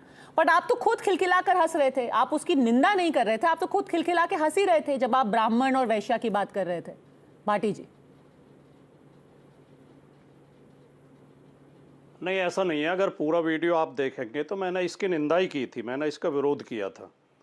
और मैं जो कोई व्यक्ति, कोई भी XYZ, कोई किसी जाति या धर्म के खिलाफ बोलता हो या किसी जाति धर्म संप्रदाय को अपमानित करता हो, मैं उसे अच्छा इंसान नहीं मानता, मैं उसे अच्छी बात नहीं मानता। और मैं अपने दिल की बात ईमानदारी से बता रहा हूँ, मैं कभी किसी जाति या धर्म या समुदाय के खिलाफ बोल ही नहीं सकता। ये विषय ये था कि जवाहर भवन में एक पुस्तक का विमोचन था। पुस्तक का नाम था जाति और सांप्रदायिकता के विषाणु। भारतीय समाज में लोकोक्तियाँ, जातियों को लेकर लोकोक्तियाँ, मुहावरे और कहावतें, टॉपिक ही ये था। तो वहाँ ये बताया जा रहा था, अलग अलग वक्ता ये बोल रहे थे कि क्या क्या कहावतें, किस किस तरह के मुहावरे, किस किस तरह की लोकोक्तियाँ समाज में प्रचलित हैं। मैंने एक इससे पहले जो कहावत बताई थी वो खुद हमारे समाज के खिलाफ है। मैंने बोला था कि हमें लोग ये सुनाते थे कि गूजर, अहीर, कंजर, कुत्ता, बिल्ली, बंदर ये 6 ना होते तो खुले किवाड़ सोते। हंसा मैं इस पे भी था, अगर आप पूरी वीडियो सुनेंगे। मैं इसलिए हंसा रहा था, मैं कहने वालों की मूर्खता पे हंस रहा था। और फिर मैंने ये बोला कि ब्राह्मणों के खिलाफ भी ऐसा नहीं है एक तरफ से ही है, दूसरी तरफ से भी ब्राह्मणों के खिलाफ इस तरह के बनाए जाते हैं। बताइए कौशलकांत, बोला आप इसको आउट ऑफ कॉन्टेक्स्ट लेकर के तोड़ मड़ोड़ के इस पे राजनीति क्यों कर रहे हैं? जैसे कि उन्होंने बोला, उन्होंने गूजर, अहीर, कंजर पे ऊपर भी बोला। And I apologize if this is not meant to be disrespectful, but this was the exact words quoted by राजकुमार भाटी। उन्होंने ये भी लोकोक्ति बोली थी कि गूजर, अहीर, कंजर, कुत्ता, बिल्ली, बंदर ये 6 ना होते तो खुली दीवार में सोते। किसी गूजर अहीर ने तो इस पे कोई ऑफेंस नहीं लिया, आप जबरदस्ती इस पे राजनीति क्यों कर रहे हैं? कौशलकांत मिश्र। पद्मजा, एक आदम गोंडवी साहब होते थे, उन्होंने एक छोटे सा शेर लिखा था कि काजू भुने हैं प्लेट में, विस्की गिलास में, पक्के समाजवादी हैं उजले लिबास में, और उतरा समाजवाद है राजकुमार भाटी की बात में। यही असली समाजवाद है। ये तो बस मुखौटा है। मैं अखिलेश यादव की ये क्लिपिंग दिखाना चाहता हूँ, देखिए, ध्यान से देखिएगा। ये अखिलेश यादव के ज़माने में अखबार में क्या छपता था कि ब्राह्मणों का हमेशा विरोध करती रही है समाजवादी पार्टी। न्यूज़पेपर की क्लिपिंग है, मैं नहीं लेके आया हूं, पहले ही प्रिंट किया गया है। इसको आप लोग सब लोग देख सकते हैं कि समाजवादी पार्टी का असली कैरेक्टर क्या है। एक ही नहीं है, दूसरी क्लिपिंग है। इटावा में मुलायम सिंह जी जहां पर खुद मेंबर ऑफ पार्लियामेंट होते थे, वहां पर एक ब्राह्मण परिवार को निकाल करके उसकी औरतों को और बच्चों को मुंह पे कालिक पोत करके उनको घुमाया फिराया गया था। ये असली कैरेक्टर। अभी कुछ दिन पहले इनके पीडीए में पी को पंडित बना दिया था और उसके बाद ये हो रहा है। और बात यहीं तक खत्म नहीं होती है, ये सिर्फ और ये पूरा एक इकोसिस्टम चल रहा है। पद्मजा, आपके मेरे पास इनका आमंत्रण है, इस आमंत्रण को ध्यान से देखिएगा। इस आमंत्रण को मैं पढ़ता हूं। ये आमंत्रण सौजन्य कौन था, यानी कि स्पॉन्सर कौन था? राजीव गांधी फाउंडेशन इसका स्पॉन्सर था। किताब का नाम क्या है? जाति एवं सांप्रदायिकता के विषाणु। और लिखने वाले लेखक कौन है? डॉक्टर शकील अंसारी, जावेद अख्तर। और मुस्लिम महाज का आयोजन था। और इसके जो वक्ता कौन कौन थे, नाम लेना चाहता हूं कि इकोसिस्टम कैसे काम करता है। पहले वक्ता योगेंद्र यादव, दूसरे वक्ता अभय कुमार दुबे, तीसरे वक्ता आशुतोष, चौथे वक्ता डॉक्टर हिलाल अहमद, पांचवें वक्ता प्रोफेसर रतनलाल, छठे वक्ता राजकुमार भाटी जी, सातवीं वक्ता शीबा असलम फाहिमी। ये सब नेटवर्क है, नेक्सस है। क्योंकि पहले जातियों में हिंदुओं को तोड़ो, क्योंकि हिंदुओं को कभी हरा नहीं सकते, हिंदू कभी नहीं हारा। नहीं, पर उन्होंने तो माता प्रसाद पांडे जी को इतना सम्मान दिया है, तो फिर वो कैसे ब्राह्मण के खिलाफ हो सकते हैं? वो तो उल्टा कह रहे हैं कि देखिए इनको हमने इतना बड़ा पद दिया है माता प्रसाद पांडे को उत्तर प्रदेश के अंदर। अरे पद्मजा जी, माननीय अखिलेश यादव जी के बारे में उनके पिता श्री जो स्वर्गीय मुलायम सिंह जी, उन्होंने कहा था कि जो बाप का नहीं हो सकता, जो चचा का नहीं हो सकता, वो देश का क्या होगा, जनता का क्या होगा। ये मैंने थोड़े न कहा था, ये तो उनके पिताजी ने ही कहा था। और जब भी अखिलेश यादव या समाजवादी पार्टी जब भी किसी के साथ मिलती है, उसका कैरेक्टर ही चेंज हो जाता है। एक बार मिली थी समाजवादी पार्टी मायावती के साथ, तो नारा क्या हो गया था, मिले मुलायम काशी राम, हवा में उड़ गए जय श्री राम। जो राम का ना हुआ, जो देश का ना हुआ, जो बाप का ना हुआ, वो किसी समाज का ये क्या सिर्फ होगा? एक बहाना था। बेसिकली इरादा वही है, इरादा वही है कि किसी एक जाति विशेष को निशाने पर लाना, टारगेटिंग अ स्पेसिफिक कम्युनिटी। और आप तो रिपीट ऑफेंडर रहे हैं। अगर इसको हम मान भी ले कि इसको तोड़ा मरोड़ा गया है, आप तो रिपीट ऑफेंडर रहे हैं। आपने तो पहले भी कितने स्टेटमेंट्स दिए हैं। नहीं, नो नो नो नो, आप गलत आरोप लगा रही हैं मेरे ऊपर। नहीं, कैसे? ये गलत आरोप लगा रही हैं। क्या गलत आरोप लगा रही हैं? फिर दोहरा रहा हूं, मैं किसी जाति ये जो कह रही है कि आप रिपीट ऑफेंडर रहे हैं, मतलब मैं ऑफेंड करता रहा हूं। हाँ, लेकिन मैं आपने अभी कौशल कांत मिश्रा जी को पूरा समय दिया, वो नहीं कैसे चलिए आपको सुना देते हैं। भाटी जी को ऑनर रखिए, उनको उनका पहले का एक वक्तव्य सुना देते हैं। हर सुबह 2 लोग निकलते हैं हर कॉलोनी के अंदर से, एक के हाथ में होता है पंचांग और दूसरे के हाथ में होता है झाड़ू।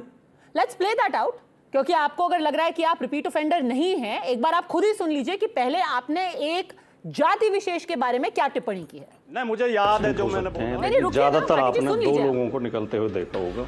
एक सुबह तिलक लगा के पंचांग बगल में दबा के निकलता है एक आदमी झाड़ू और टोकरी लेकर निकलता है। ये जो पंचांग दबा के निकलता है, ये लोगों को पूरे दिन बहका के शाम को आता है, दक्षिणा प्राप्त करता है, किसी का भविष्य देखता है, किसी का हाथ देखता है, किसी की शादी ब्याह के मुहूर्त बताता है। सब बहकाने वाला सौदा है और उसके बदले में लोगों से पैसे लेता है। दूसरा आदमी हमारे मोहल्ले की सफाई करता है, झाड़ू लगाता है, गंदगी हटाता है, मेहनत करता है, पसीना बहाता है। बताइए भाटी जी, पंचांग और तिलक लगा करके वो लोगों को बहलाता है और दक्षिणा लेता है। कौन सा अपराध?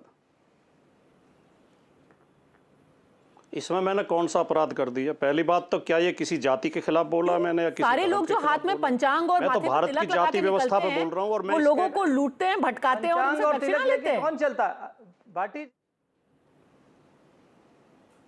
मैं बोल रहा हूँ नहीं, अब जब जैसे आपने कौशल कांत मिश्रा जी को शांति से अपनी बात कहने का अवसर दिया, मैं उम्मीद कर सकता हूँ कि मुझे भी आप बात कहने का अवसर दें। आपने सवाल पूछ लिया, आपने क्लिप सुना दी, जो मैंने इसमें बोला, मैं एक भी शब्द का खंडन नहीं कर रहा। ये भारत की जो सामाजिक व्यवस्था है, इस सामाजिक व्यवस्था को बदलने का प्रयास सदियों से हो रहा है। महात्मा बुद्ध के ज़माने से हो रहा है। कबीर, नानक, दादू, रैदास, ज्योतिबा फुले, बाबा साहब अम्बेडकर, साहू जी महाराज, मान्यवर काशीराम, अनेक महापुरुष इस देश में हुए, डॉक्टर राम मनोहर लोहिया और अनेक हुए जो इस जाति व्यवस्था को और सामाजिक व्यवस्था को बदलने का प्रयास करते रहे। जहां एक मेहनतकश जाति को अपमानित किया जाता है और एक जाति को ऊपर बताया जाता है, एक को नीचे बताया जाता है। हम इस व्यवस्था के खिलाफ हैं। नहीं भाटी जी, यहाँ ऊंच नीच की बात नहीं हो रही थी। यहाँ पे आपने बहुत सिंपली ये बात कही कि जो आदमी माथे पे तिलक और हाथ में पंचांग लेकर के निकलता है वो धूर्त होता है। और ये बार बार जो एक तरीके से पिक्चराइजेशन किया जाता है, आप बिल्कुल उसी स्टीरियोटाइप को अपहोल्ड कर रहे थे जो है ना घूसखोर पंडित, धूर्त पंडित, वही आप दिखाने की कोशिश कर रहे थे और वही आपकी बातों में झलक रहा था। यहाँ तो आप खुद ही कह रहे हैं कि तोड़ा मरोड़ा नहीं किया, आप उसका खंडन नहीं कर रहे हैं। क्या हाथ में पंचांग लेने का मतलब यह हो जाता है कि आप धूर्त हैं, आप लोगों को बेवकूफ बना रहे हैं? पदमजा जी सुन लीजिए, पहले सुन लीजिए। आप पूर्वाग्रह से ग्रसित हैं, आपके मन में कोई पूर्वाग्रह बैठा हुआ है, इसलिए आप इसे तो आपका भी झलक रहा है ना। अगर माथे पे कहा कि सम्मान उसको मिलना चाहिए, आपको लगता है कि वो लोगों को लूटने के लिए निकला है। अब आपने तय कर लिया आप बोलने नहीं देंगे तो मैं चुप हो जाता हूं। आपने तय कर लिया कि मैं बोलने नहीं दूंगी क्योंकि आप शो की एंकर हैं। आप चाहती हैं कि जो आपकी मनमर्जी की बात है वो मैं बोलूं, तो बोलने देंगे, नहीं तो नहीं बोलने देंगे। मेरी बात पूरी सुननी भाटी जी, जो आपने बोला कि एक आदमी हाथ में पंचांग दबा करके निकलता है, क्या उसका क्राइम बस ये है कि वो पंचांग पकड़ा हुआ है और तिलक लगाया हुआ है, मतलब कि वो चोर है? सारे लोग जो तिलक लगाते हैं वो चोर होते हैं, लोगों को बेवकूफ बनाते हैं। फायदा क्या? इस तरह डिबेट होती है? आप मुझे भाषण देने के लिए आपने बुलाया या मेरा पक्ष सुनने के लिए बुलाया? बताइए। आपको भाषण देना है मुझे आपकी बात बैठ के सुननी है क्या, या अपनी बात कहनी है? मुझे अपनी बात कहने का मौका देंगे आप या नहीं देंगे?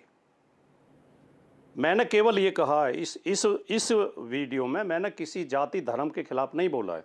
मैंने ये कहा कि जो आदमी मेहनत करता है, जो उस मोहल्ले की सफाई करता है, सम्मान उसे भी मिलना चाहिए। उसे हम अपमानित करते हैं, उसे सम्मान नहीं देते, उसे बराबर में नहीं बैठने देते। मैंने क्या गलत कहा है बताइए आप? ये हमारा संविधान भी कहता है। क्योंकि आपका जो भाषण अगर आप चाहते हैं कि उसमें कोई भी ऐसी बात नहीं थी। हजारों साल आपने सिर्फ 2 तस्वीरें पेश की। आपने कहा एक आदमी नहीं, आप पूरा सुनिए, दूसरा आदमी झाड़ू पकड़ता है, बस। एक आदमी की गलती सिर्फ ये है कि वो तिलक लगाया हुआ है और दूसरे आदमी क्योंकि वो झाड़ू पकड़ा है वो सही है। एक आदमी गलत सिर्फ इसलिए है क्योंकि उसने पंचांग बगल में दबाया है और माथे पे तिलक लगाया है। और ये आपने एक अकेली बात नहीं कही है सर, आपने एक और बात कही है और मैं आपको वो भी कोट करना चाहती हूँ और मैं वर्बैटिम कोट कर रही हूं। आपने कहा कि हमारा हक किसने खाया? अगर हमारा हक पांडे जी, मिश्रा जी, तिवारी जी, शुक्ला जी, त्रिपाठी जी ने नहीं खाया होता तो हमें आरक्षण की जरूरत नहीं होती। और आज भी ये लोग उसी पैनल पे बैठे हुए हैं। कौन? यही पांडे जी, शुक्ला जी, तिवारी जी और त्रिपाठी जी। क्या गलती है कि उनका नाम ये है? ये तो आपका पूर्वाग्रह दिखाता ना। It shows how you are biased. नहीं, आप बायस्ड हैं, आप पूर्वाग्रह से ग्रसित हैं, आप निष्पक्ष नहीं हैं।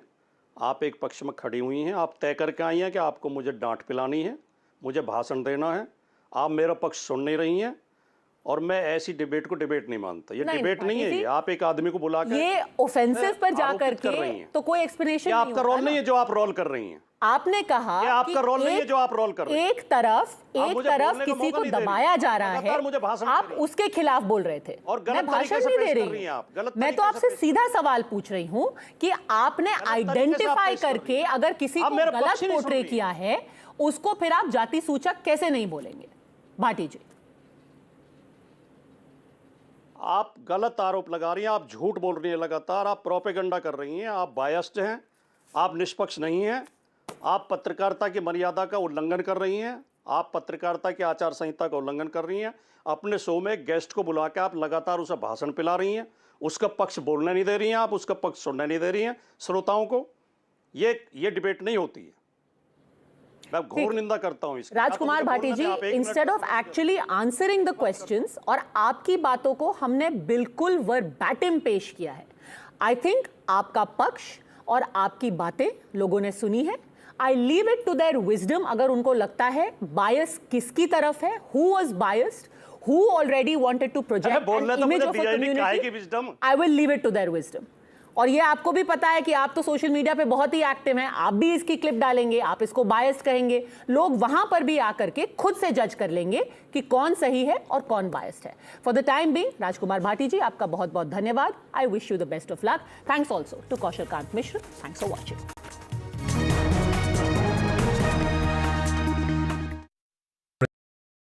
थोड़े में ज्यादा स्वाद, यही तो है इसकी खास बात। वाओ मामा, क्या स्वाद है! अरे मेरे राजा, Where the software engineer meets the gifted content writer, meets the cool UI UX designer, meets the talented photographer to create the big dream. The world comes together at Sharda University. So where are you? India's unshakable news habit. NDTV.com is India's #1 English news website. मीठा या नमकीन, चाहे जैसे खाओ, 100% सूजी से बनी are pure vermicelli, स्वादिष्ट सेहतमंद हर रोज। Where the software engineer meets the cool UI UX designer to create the big dream. The world comes together at Sharda University. Economy, business, world, technology. Noise filtered, numbers decoded. Insights that rewire your worldview. From governance to growth, we connect the dots. Your daily edge, your global advantage. India Business Report with me, Gauri Dwivedi, weeknights on NDTV Profit.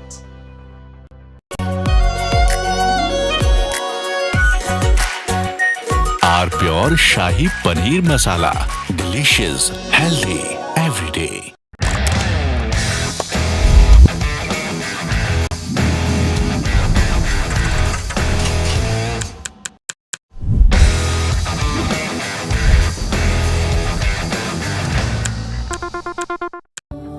Where the software engineer meets the talented photographer to create the big dream. The world comes together at Sharda University.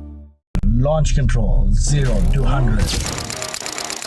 This isn't just about cars and bikes. This is about how you move. This car makes no sense, yet it makes every sense.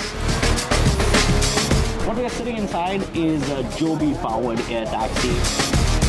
Your friend said, "Ye le le." We said, maybe not.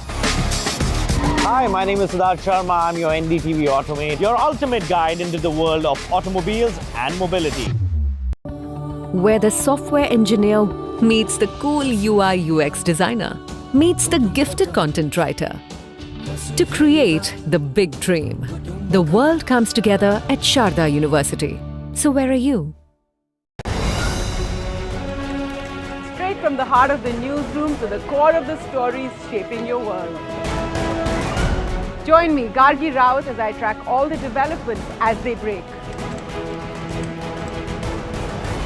Live from the NDTV newsroom, weekdays at 4 p.m. Where the software engineer meets the gifted content writer to create the big dream. The world comes together at Sharda University. Full of these people, Kolkata tram. The highest number of voters. Tamil Nadu votes decisive. I've always liked NDTV. It's the most reliable news channel more than anything. TVK headquarters here. A lot of thanks for NDTV. Congratulations to NDTV. Thank the team for their incredible coverage of the Tamil Nadu election so far. Fast moving, but still relaxed. Informative, but still unbiased. So I really love the channel. I saw Shiv sir.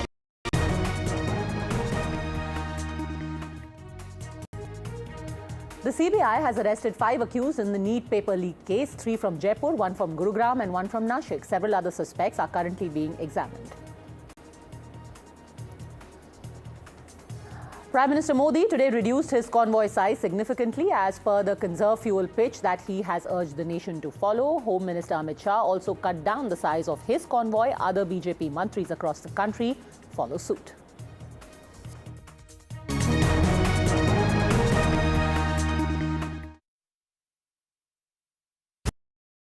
थोड़े में ज्यादा स्वाद यही तो है इसकी खास बात। वाओ मम्मा क्या स्वाद है। अरे मेरे राजा सबका राजा pure masala.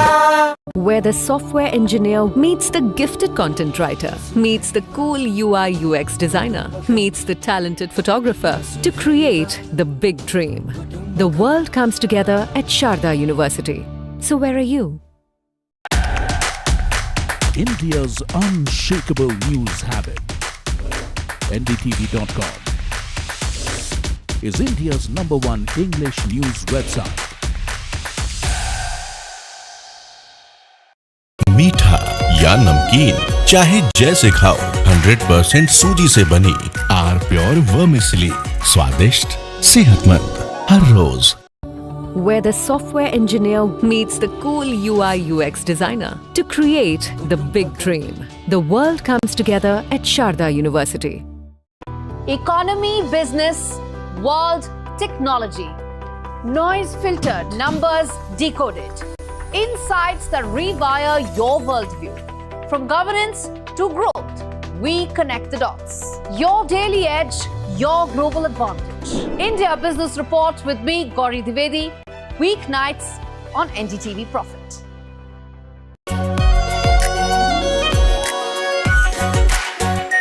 Are pure shahi paneer masala, delicious, healthy, every day.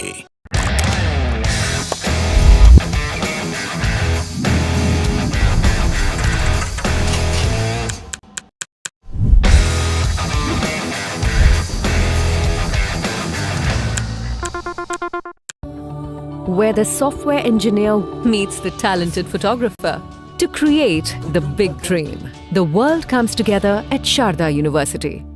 Launch control 0 to 100. This isn't just about cars and bikes, this is about how you move. This car makes no sense, yet it makes every sense. What we are sitting inside is a Joby-powered air taxi. Your friend said, "Ye le le." We said, maybe not. Hi, my name is Siddharth Sharma. I'm your NDTV Automate, your ultimate guide into the world of automobiles and mobility. Where the software engineer meets the cool UI UX designer, meets the gifted content writer to create the big dream. The world comes together at Sharda University. So where are you? Straight from the heart of the newsroom to the core of the stories.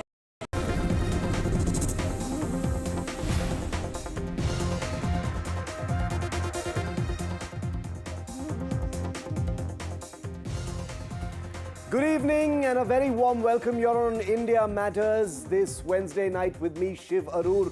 What a day it has been inside the Tamil Nadu Assembly. If you believed that the phenomenon of Vijay, the mandate, the roller coaster, all of it has ended with the floor test, that's not true. It's actually just begun. I'm going to tell you why right up on the show. Let's begin with the headlines. Talapati Vijay cements his position with a powerful floor test win, but TVK Sarkar makes its first U-turn as outrage grows over Vijay's astrologer appointment as an OSD. The appointment has been revoked within 24 hours of the NDTV news break that made it the day's biggest story. When will the Congress announce Keralam's Chief Minister choice? 10 days after the results, confusion prevails as factions lose patience in God's own country. Rahul and the Congress president met this evening to arrive at a name, but it still hasn't been announced. It's likely to come out tomorrow. Prime Minister leads by example after his call to citizens to cut down on fuel use, reduces the number of cars in his VIP convoy.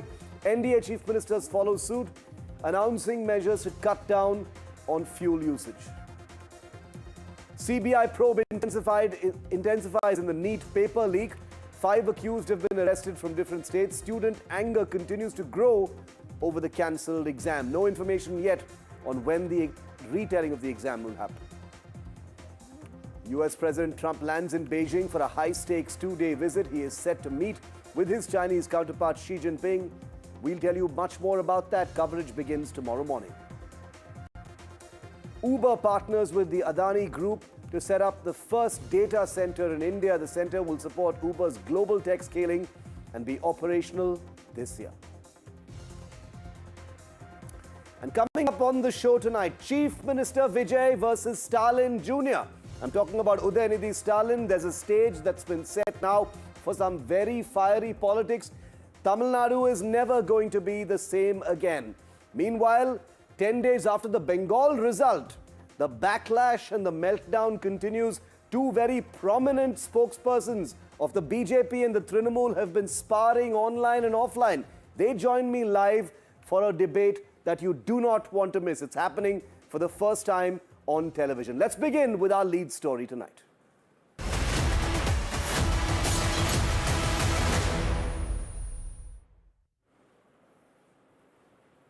Viewer, the pleasantries are over. 24 hours after Chief Minister Vijay and MK Stalin shared a warm public embrace, the DMK today made its true intentions completely clear. Leader of the opposition Udayanidhi Stalin came out swinging in the Tamil Nadu Assembly this morning, launching a sharp, combative opening salvo at Chief Minister Vijay just ahead of his floor test. It actually caught many off guard. The DMK had until now played it measured and magnanimous, seemingly content to let the new Vijay government at least find its feet. Well, not anymore, because Udayanidhi Stalin, leader of the opposition, served notice today that the DMK will be relentless, unsparing, and watching this new government's every move. And with key allies in Vijay's coalition still owing their loyalty to the DMK, the subtext is unmistakable. A historic mandate got Vijay through the door, but this assembly And on the governance battlefield, that alone won't let him sleep easy. Take a look. தமிழக வெற்றி கழகம் ஆட்சி அமைக்கணும்னு பெரும்பான்மையான மக்கள் உங்களுக்கு வாக்களிக்கவில்லை. தற்போதைய ஆளுங்கட்சிக்கு வாக்களிச்சவங்களுடைய எண்ணிக்கை எவ்வளவு தெரியுமா? 1,72,26,000 தான். மீதம் இருக்கக்கூடிய சுமார் 3,21,00,000 பேரும் நம்பிக்கை கோருகின்ற இந்த கட்சிக்கு, உங்க கட்சிக்கு எதிராக வாக்களிச்சிருக்கிறாங்க என்பதை நீங்க புரிஞ்சுக்கணும். முதலில் நம்பிக்கை தீர்மானத்தில் மக்களுக்கான இந்த ஆட்சியை, மனசாட்சி உள்ள மக்களாட்சியை ஆதரித்து வெற்றி பெற செய்த மாண்புமிகு உறுப்பினர்கள் அனைவருக்கும் நெஞ்சார்ந்த நன்றியை நமது அரசின் சார்பாக தெரிவித்துக் கொள்கிறேன். மக்களும் நம் மீது நம்பிக்கை வைத்து தீர்மானமாக வாக்களித்தனர். வாகை சூடும் அந்த வரலாறு திரும்பியது. விசில் அலை வெற்றி அலையாக மாறியது. ஒரு விரல் புரட்சி விசில் புரட்சியானது. கட்சி ஆரம்பித்த 3 ஆண்டுகளுக்குள் 34.92% 1,72,26,208 வாக்குகளை மக்கள் தந்தனர். தமிழக வெற்றி கழகத்தை தனி பெரும் கட்சியாக சட்டமன்றத்திற்கு அனுப்பி வைத்தனர். திருட்டுத்தனமாக இந்த ஆட்சிக்கு ஆதரவு தர வச்சிருந்தீங்க. இப்ப நான் சொல்றது ரொம்ப டீசென்டான வெர்ஷன். வெறும் இன்ஸ்டாகிராம்ல ரீல்ஸ் ஆட்சியா இல்லாம ரியல் ஆட்சியா நடத்துங்க. அது மட்டும்தான் மக்களுடைய கோரிக்கை. குதிரை பேரத்தில் எமது அரசு ஈடுபடுகிறது என்ற கருத்தை தெரிவித்த மாண்புமிகு உறுப்பினர் அவர்களுக்கு நான் ஒன்றை மட்டும் சொல்லிக் கொள்கிறேன். இந்த அரசு குதிரை வேகத்தில் செயல்படுகிற அரசே தவிர குதிரை பேரத்தில் ஈடுபடுகிற அரசு இல்லை என்பதை ஆணித்தரமாக தெரிவித்துக் கொள்கிறேன். It was NDTV that first broke it, and then all hell broke loose. Chief Minister Vijay had handed his personal astrologer a Tamil Nadu government post on the taxpayers' paisa. The backlash was instant and furious inside the assembly and outside it. Now, for a leader who had swept to power on a promise of being different, the optics were devastating for Vijay. It suggested that beneath the fresh face, the old habits had followed him into power. Vijay moved fast, revoking the order, but the damage was done. His government's first real flashpoint, and it was entirely self-inflicted. An appointment. நமது அரசு ஜோதிடம், பில்லி சுனியம் போன்ற மூட நம்பிக்கைகளுக்கு எதிரான நம்பிக்கைகளுக்கு இடம் தராமல். An outrage and a quick revocation. The 4-day-old TVK government forced to make the first U-turn. Appointment of CM Vijay's astrologer Radhan Pandit as the OSD to the Chief Minister revoked within 24 hours. As the TVK came under heavy fire from allies and rivals, an NDTV news break on Tuesday evening triggered the first political storm for a new Vijay government in Tamil Nadu. As Chief Minister Vijay proved his numbers in the House, the other number game has put his government in the spot. Allies VCK, Left, DMDK all strongly questioned the appointment in the Assembly. நமது அரசு ஜோதிடம், பில்லி சுனியம் போன்ற மூட நம்பிக்கைகளுக்கு எதிரான நம்பிக்கைகளுக்கு இடம் தராமல் அறிவியலை வளர்க்கும் திட்டங்களுக்கு முன்னுரிமை கொடுக்க வேண்டும் என்று நான் விடுதலை சிறுத்தைகளின் சார்பில் கோரிக்கை வைக்கின்றேன். இன்றைக்கு அவருடைய ராஜகுருவாக இருப்பவரை மிஸ்டர் ரத்தன் பண்டிட் என்பவரை அரசியல் சிறப்பு அதிகாரியாக அரசு வேலையில் அமர்த்தியதை ஒட்டுமொத்த தமிழக மக்கள் சார்பாக வன்மையாக இந்த வரலாற்று சிறப்பு மிக்க அவையில் நான் அதை குறிப்பிட கடமைப்பட்டிருக்கிறேன். இளைஞர்களுக்கு நீங்கள் என்ன உதாரணத்தை சொல்கிறீர்கள், என்ன வரலாற்றை நீங்கள் சொல்ல விரும்புகிறீர்கள், வருங்கால இளைஞர்களுக்கும் எதிர்காலத்திற்கும் இதன் மூலம் என்ன மெசேஜ் நீங்க சொல்றீங்க அப்படிங்கறத நிச்சயம் தெளிவுபடுத்தணும். TVK tried to defend the appointment amid all-round attacks. That is anyone can, their personal profession can be anything, but he is a media person. But then the political optics didn't look good for the new government, and the government revoked the order. Reports say that Radhan Pandit over the years has made several predictions for Vijay which have come true, including the election win for the TVK. He has counted several high-profile names as his clients, including J. Jayalalita, L.K. Advani, D.K. Shivakumar and Manisha Koirala. Pandit earlier predicted a political tsunami for Vijay, and his appointment landed him his first political storm. Bureau Report, NDTV. Well, many were actually taken aback by Udayanidhi Stalin's speech ahead of the floor test, which was unusually confrontational.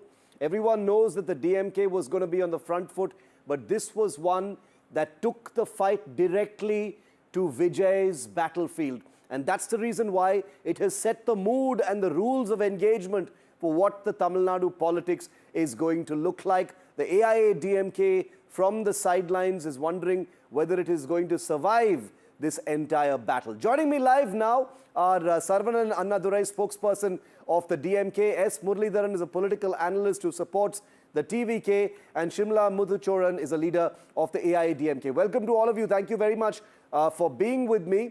Sarvanan, I'll come to you first. The Udayanidhi Stalin, leader of the opposition, after a day of political graces and cordialities, after statements that have been made in public where the DMK has, struck a magnanimous note, seeming like it was going to allow this government to find its feet, have some space to, hit its groove. Udayanidhi Stalin has basically said, no nonsense. We are going to hold this government to very little maneuvering room. Yeah, absolutely. See, the reason why we walked off is because of the promise or the statement made by our leader, Mr. M.K. Stalin. He said, we don't want any constitutional crisis. We want this government to proceed because we don't want the president's rule or another election. That will be very bad for the state of Tamil Nadu. So we were very, very clear. And that is the reason why we also persuaded our allies, that is clearly pointed out by a leader of opposition, Mr. Udayanidhi Stalin, that on the instructions of our leader, Mr. M.K. Stalin, our allies supported Mr. Vijay on becoming the chief minister. It doesn't mean that we are going to give him a walkover. From day one, on the day one, we have ensured, see, the first and foremost, they committed a grave error of appointing an astrologer as the OSD, and after backlash, they have promptly removed him. This is the first victory for the opposition in the state of Tamil Nadu. And sadly, the specter of horse trading has reared its ugly head in the Tamil Nadu Assembly. Recent past, there were no such allegations. Nothing of that sort ever had happened in the state of Tamil Nadu. Mr. Vijay, who said, I'm going to be an agent of change, has brought a new change of horse trading. And the way how he insulted Mr. Edappadi Palanichami. Mr. Edappadi Palanichami wished him when he took oath. Mr. Vijay just ignored him.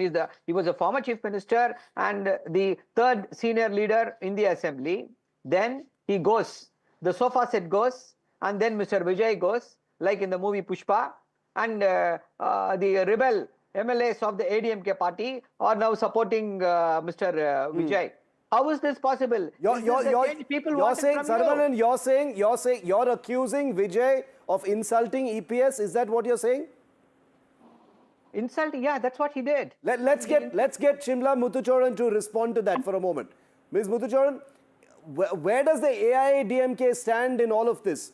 Your party is split down the middle, ma'am. We've seen the numbers in today's floor test. And the DMK is now saying that the chief minister has insulted your leader.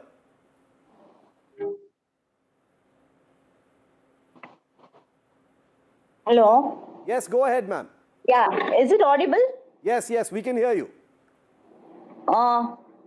It is not like that the chief minister, he didn't provoke the EPS, but what happened was he... hello? We can hear you, ma'am. Please go ahead. You're live on NDTV. Go ahead.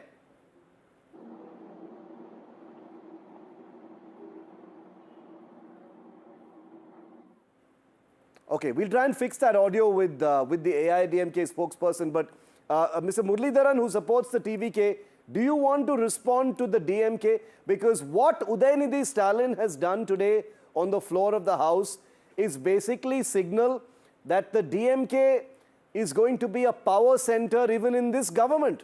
That is the signal. That is the unsaid, unspoken signal, Mr. Muralidharan. Provided, Shiv, that's extempore. It is not. Somebody has written it down and given him a piece of paper and he was reading it out. This is not the way assembly debates are done. You know, we never got to see it live all these years. But this is pathetic. This is never the case. You have to talk on the issues in the assembly. This is today the assembly was to for TVK to show the majority, and he picks up a piece of paper and start taking a dig at the chief minister. I found it very I won't call it so amateuristic. You know, you have to be, these words have to come from your heart. You can't, nobody can write a piece of paper and give it. This is the same problem to Mr. Stalin. Somebody has to write him a script and give it to him, and he'll stand in front of the teleprompter and he'll utter that and go away. This is how they ran the government for the last 5.5 years. Now that's not going to work here. And see how he struggled. He had an iPad, he had few papers. He was struggling, juggling between these two, and he was struggling. There was no fluency in whatever he was talking. Look at the way he spoke about it. No, he was like, he was quoting the Pushpa movie, etc. This shows the background he comes from. He's struggling. And Vijay silently, calmly, composed, and he gave a rebuttal to that. In fact, he has given a deeper rebuttal later. And Mr. Udayanidhi was trying to point out that 65% of the people have rejected TVK because TVK got only 35% vote share. So Mr. Vijay had to tell him, my friend, you guys have only accumulated so many votes, which means 76% of the Tamil Nadu people have rejected you. So these are like, I didn't find it, professional. Okay. So Saravanan, you can respond to that. The TVK and its supporters are basically saying that Udayanidhi Stalin, what he said was a lot of hot air. The mandate speaks for itself. And this is all just muscle flexing by the DMK after defeat. That is what the TVK is saying to you now. Yeah, Shiv, there are two aspects to it. The first and foremost, the people of Tamil Nadu did not give Mr. Vijay or his party a clear mandate. The magic number is 118. They did not get that. That is the reason our leader, Mr. Udayanidhi Stalin, spoke about the numbers to drive home the point that you have not got a runaway mandate. People of Tamil Nadu did not impose that full faith on you that you can become the chief minister without any issues. They said 108. This is where you stand. That is what has been pointed at. And Mr. Vijay, stung by the speech, he was taken aback. He was totally clueless inside the assembly, did not rebut to what our leader said inside the assembly. He goes back to his residence at Panayur. Then, after 4 hours, comes up with a detailed write-up of a rebuttal of what our leader, Mr. Udayanidhi Stalin, spoke inside the assembly.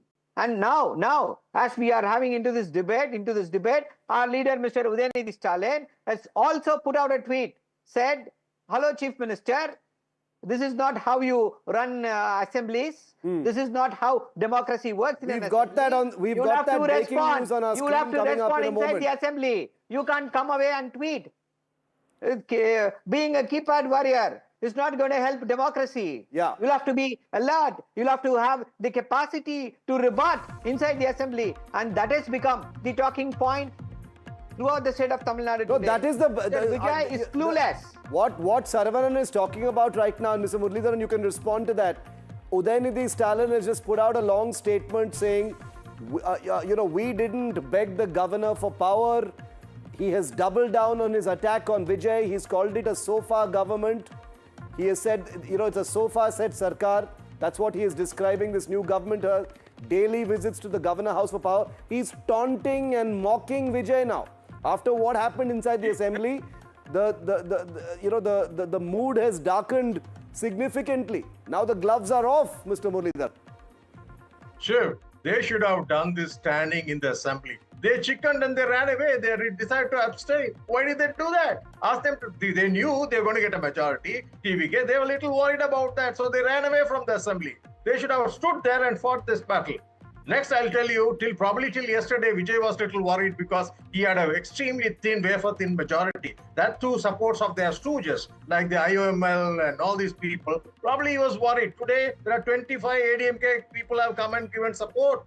Tomorrow, these minnows may not have a muscle to talk about all this. Today, they have bulldozed that special officer on duty was appointment. They managed to bulldoze that and made him revoke. But it's a trivial thing. I don't think he's not going to do this always because he was giving them some respect. He had to do it. Probably going down the line, when he has 25 people from ADMK supporting, I don't think he's going to listen to DMK or any of his. Okay, but I want to ask one question because it sounds counterintuitive to me, Saravanan. My question is, why is Udayanidhi Stalin accusing Vijay government of power lust? You know, when the DMK has said that the allies who helped Vijay secure the numbers are all parties that owe allegiance to the DMK. Yeah. See, he has made it very clear. Our leader, Mr. Udayanidhi Stalin, has made it very clear in the tweet itself. It is not, if they are not lusting after power, they wouldn't have gone and met the governor 4 times. That is what they did. Why did they do that? They know they don't have the numbers. Then why did they go meet the governor? It was after the persuasion of our leader, Mr. M.K. Stalin, the numbers became feasible for them. And that is why our leader said the same thing. See, the DMK gave Dravidian model of governance, but the TVK and Mr. Vijay are out to give a SOFA model of governance, which is not going to cut ice at all. And the most important aspect is the MLAs, the DMK MLA, so ADMK MLAs who have broken out from the original camp, EPS camp, they are hard to be disqualified. They have violated the whip. Unfortunately, we lost the AIADMK spokesperson and we wanted to ask her precisely that question. But Mr. Muralidharan, how would you interpret this new statement by Udayanidhi Stalin? Do you see it as a warning? Do you see it as rhetoric? Do you see it as a statement of intent in terms of not allowing your government to rest even for a moment? Basically saying that it's war now. The elections may be over. Now let's get to war. See, TVK will be worried now if these words are coming from Udayanidhi Stalin's mouth or Mr. Stalin's mouth. It is not. This has been written and given to them. So every time they would need, if they want to give a rebuttal, they would have to look for somebody to give them a piece of paper. So this is not, this is not the way Mr. Karunanidhi has run this assembly. And so I think, they have to go back to their social media managers to help them. That's not going to work because all the last 5 years, all they did is optics. Okay. They had all these videos playing in front, and even if you do 100 mistakes in front of the teleprompter, they were corrected and played. Today, it's live. I don't think they're going to survive, even if they want to. Vijay is extremely calm and calm, so he's definitely a better orator than Mr. Udayanidhi Stalin. I think you should call them for a one-to-one debate. I mean, that will be lovely on national channel. And he'll prove that because Edapadi, when he challenged Mr. Stalin, he ran away. So I think we should do that. On NDTV, I'm coming to you, sir. On NDTV, we are always ready to host and be a platform for big debates by our big politicians. So if Udayanidhi Stalin and Vijay want to come and do a debate here on NDTV, this is an open invitation to them. Yes, Saravanan, go ahead. Chef, isn't this asking for too much? We have a leader who has met the press consistently and responded to their questions, who has come to your conclave, lot of conclaves, met them, spoken at length, questioned at length in all these conclaves and his press meets. And we have a leader, when he sees the press, this is what he says. This is what he does when he sees the press. And these people putting up false bravado and saying Mr. Vijay will be willing for a debate. He was not even able to do that inside the assembly. And where else do you expect him to do that? It's not possible. See, the very fact that he waited 4 hours to counter, to rebut what our leader, Mr. Udayanidhi Stalin said, speaks volumes about how the skill set of the leaders, the two leaders here. So let's settle the debate here. Okay, I want to bring Mr. Muralidharan and Saravanan, thank you very much for joining me on this. You know, the signal is clear from both sides that there are going to be, the time for niceties is over, the time for political grace is over, and now it's back to the political and governance battlefield. My Chennai Bureau Chief, Sam Daniel, who brings us this latest statement from Udaynidhi, is live with me. Sam, is this just the usual rhetoric, or is this a direct threat and a signal from the DMK that things are going to be much rougher now for Chief Minister Vijay? Well, as long as Shiv, TVK enjoys the support of the MLAs from DMK alliance, I think the DMK is going to turn the heat on the ruling TVK, show them every day that they have a majority only because of their support. And then it appears that they're not going to give them any honeymoon time at all. From day one, the daggers are drawn and they go to target and bring every word, every decision, every policy of TVK and Chief Minister Vijay under intense scrutiny to make sure the war will be on from day one. They're going to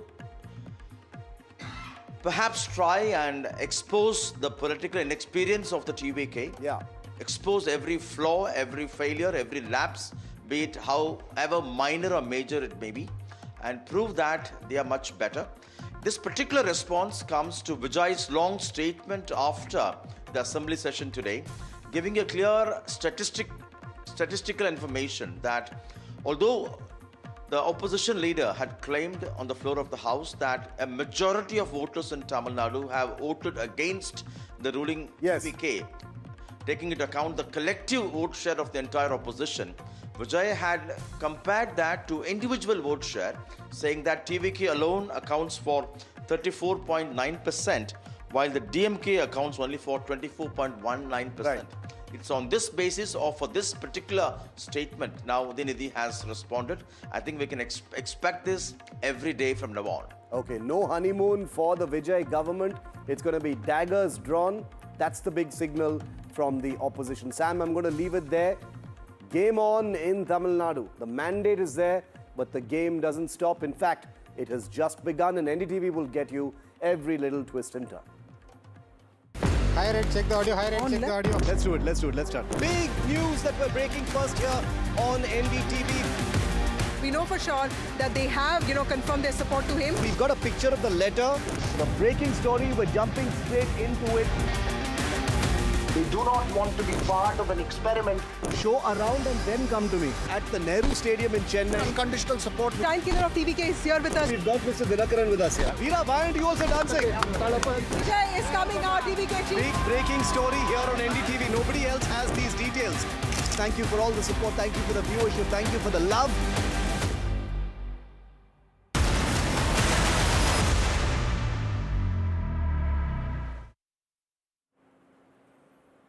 It's been 10 days since the election results, and Kerala still has no chief minister.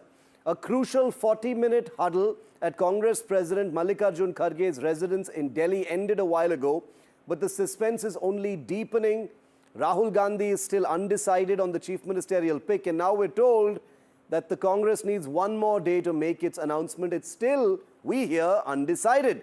The Congress says discussions are on for this chief ministerial pick, that the discussions may have actually ended and a decision will come out tomorrow. But the delay is now fueling a full-scale power struggle in the Kerala Congress as Delhi delays a decision, as Rahul Gandhi refuses to put a finger on it. The poster war, the camp war in Kerala has exploded in Wayanad. Angry banners targeting Rahul Gandhi and Priyanka warn that Keralam will not forgive you and Wayanad will be the next Amethi. A direct sign of grassroots frustration that is boiling over, and the Congress has nobody to blame but itself. Inside the party, it's now a full-blown Game of Thrones. One chair, three claimants. K.C. Venugopal, who is the all-powerful number 2 to Rahul Gandhi. V.D. Satishan, who is the campaign face in Kerala. And Ramesh Chenitala, old warhorse in the Kerala Congress, all in the mix. The question tonight, who will Rahul Gandhi finally pick? Because it ultimately is up to him. and what will it cost politically to the Congress? Let me go straight across to NDTV's Jainendra, who was outside that meeting taking place at Mallikarjun Kharge's house. Jainendra, why do they need one more day? You know, the expectation was that by tonight an announcement would come, but it looks like they need another day to make that announcement, even though they say that discussions are over. Yeah, Shiv, discussions are over, consultation is over, but Congress wants the decision to be announced from Trivandrum. Tomorrow, 1 p.m. Congress Legislative Party meeting have been called, and in that meeting, the name of next Chief Minister will be proposed, and it still suspense continues whether Caste will win the race or V.D. Satishan will defeat him. It still picture is not clear. Both camps are claiming that they are going to make it, but still Congress sources are not clear on this thing, or everybody is saying that only Rahul Gandhi knows, as you mentioned, that who is going to be the Chief Minister. So still KC versus Satishan race is going on, and only after the CLP meeting, that is tomorrow 1 p.m. We will come to know officially that who will be the next Chief Minister of Kerala. Okay, you've heard it first here on NDTV via Jainendra, my colleague. By 1 p.m. tomorrow or thereafter, a decision will be announced by the Congress party. Thank you, Jainendra, for getting us that news break here on NDTV. The Bengal result hasn't triggered the expected wave of violence, tension and political chaos on the ground, but it has detonated the Trinamool Congress from within. As Bengal gets used to a new era under the BJP, intimidation claims and a vicious online war between the BJP and the Trinamool ecosystems has become one of the loudest flashpoints from inside the Trinamool camp itself. One of Mamata Banerjee's most visible spokespersons and soldiers, Riju Datta, seems to have gone rogue. Since the result, Riju has gone after his own party with startling aggression, attacking the Trinamool leadership, amplifying BJP talking points, and infuriating his own ecosystem in the process. To angry Trinamool supporters, he's pandering to the BJP at the exact moment that his former party is under siege, and they've suspended him now for a period of 6 years. To the BJP, Riju is finally admitting truths that the Trinamool buried for years, which is why tonight I'm joined live by Riju Datta himself, facing off with the BJP's Shehzad Poonawalla, who has trained his guns on the lapsed soldier of the Didi army. So let's begin. Shehzad and Riju, thank you very much.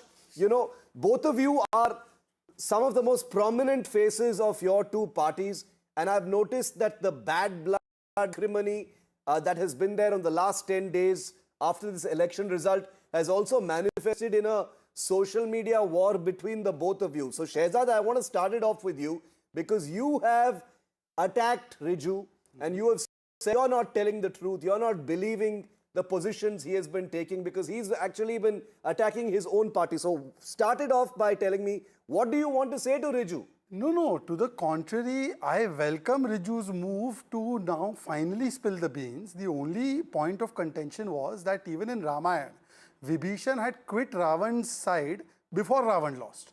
I understand that TMC's Vibhishan takes more time. So after TMC lost, Vibhishan has come. But no problem. I am saying, in fact, something else. Now I am saying Vibhishan or Mr. Riju, go the whole hog. Don't protect Mamata Banerjee. And last 3 days I've been asking Riju that he has tweeted that TikTok, Amit Malviya's time is up. Rapist Amit Malviya and BJP are army of rapists. Abused Suvendu. He has said that IPAC people sent him these tweets. I completely believe him. Why doesn't he put out those screenshots that this tweet, Amit Malviya called rapist, IPAC sent it to me, and so that it will help us to identify the real culprits and link them to Mamata and Abhishek, unless Riju feels that Mamata and Abhishek Banerjee are not anti-Hindu and not corrupt. Riju. Okay, now one at a time. The thing is, what Shehzad has been saying, I have no idea why Shehzad started going against me personally for the last few days. Probably because after I opened my mouth on national TV primetime debates, I'm only the topic. That's why probably Shehzad thinks that he has to ride on that wave as well. I do not know. But I have been nothing but courteous to Shehzad even when we were in power. Number one. Number to. He starts calling me Bibhishan. Bibhishan was one of the most trusted people of Prabhu Ram in Ramayana, if you think about it. So let's not go there. I am not a Vibhishan. Whatever I did as the national spokesperson of the party, I do not apologize for it. Shehzad has been saying that these tweets that you were made, I said this on another channel yesterday, that yes, they were all pre-typed by iPad, where we were not even allowed to change a comma, full stop, and exclamation marks, which I retweeted. On Shehzad's personal number, I have sent him one sample. But now I want to ask him very straight on your channel. Is he the spokesperson of Amit Malviya, or is he a person designated by Amit Malviya? If needs, will send those proofs in a file to Nitin Nabinji, Shamik Bhattacharya, or if I meet Amit Malviya in person. But it is not for the media. I have said whatever I have said. And if Shehzad does not believe me, Shehzad can, it is his choice that he does not believe the same. But I have the proof, and if the competent authority of the BJP in some time in the future asks me whether it is Nitin Nabinji, whether it is Shamik Bhattacharya, or whether it is Amit Malviya himself, fair enough. But Riju, why? What do you need to prove to the BJP? Why are you saying you're willing to prove stuff to the BJP? And I have nothing. That is my question. I have nothing. I do not understand why Shehzad is going against me on a personal level, and one more thing I will tell you today, Shiv, on your show, which I have not said in any national channel. For the next minimum 6 months to 1 year, I am not joining BJP, I am not joining Congress, I am not joining left. And if by some magic Trinamool revokes my suspension, I am not going back to Trinamool Congress. Okay, Shehzad, why are you going after Riju? Because the shock that my family has gone through, I want to spend time with my family. Shehzad, why are you going after Riju? First of all, Riju said he's accusing you of riding the Riju wave. See, sense of delusion and entitlement there's no GST on it. So one can be in sense of delusion and arrogance. That's okay. I am only saying that on one hand, he's saying I compared him to Vibhishan, who's a trusted figure in Ramayana. And then he's saying I'm going after him. What is it?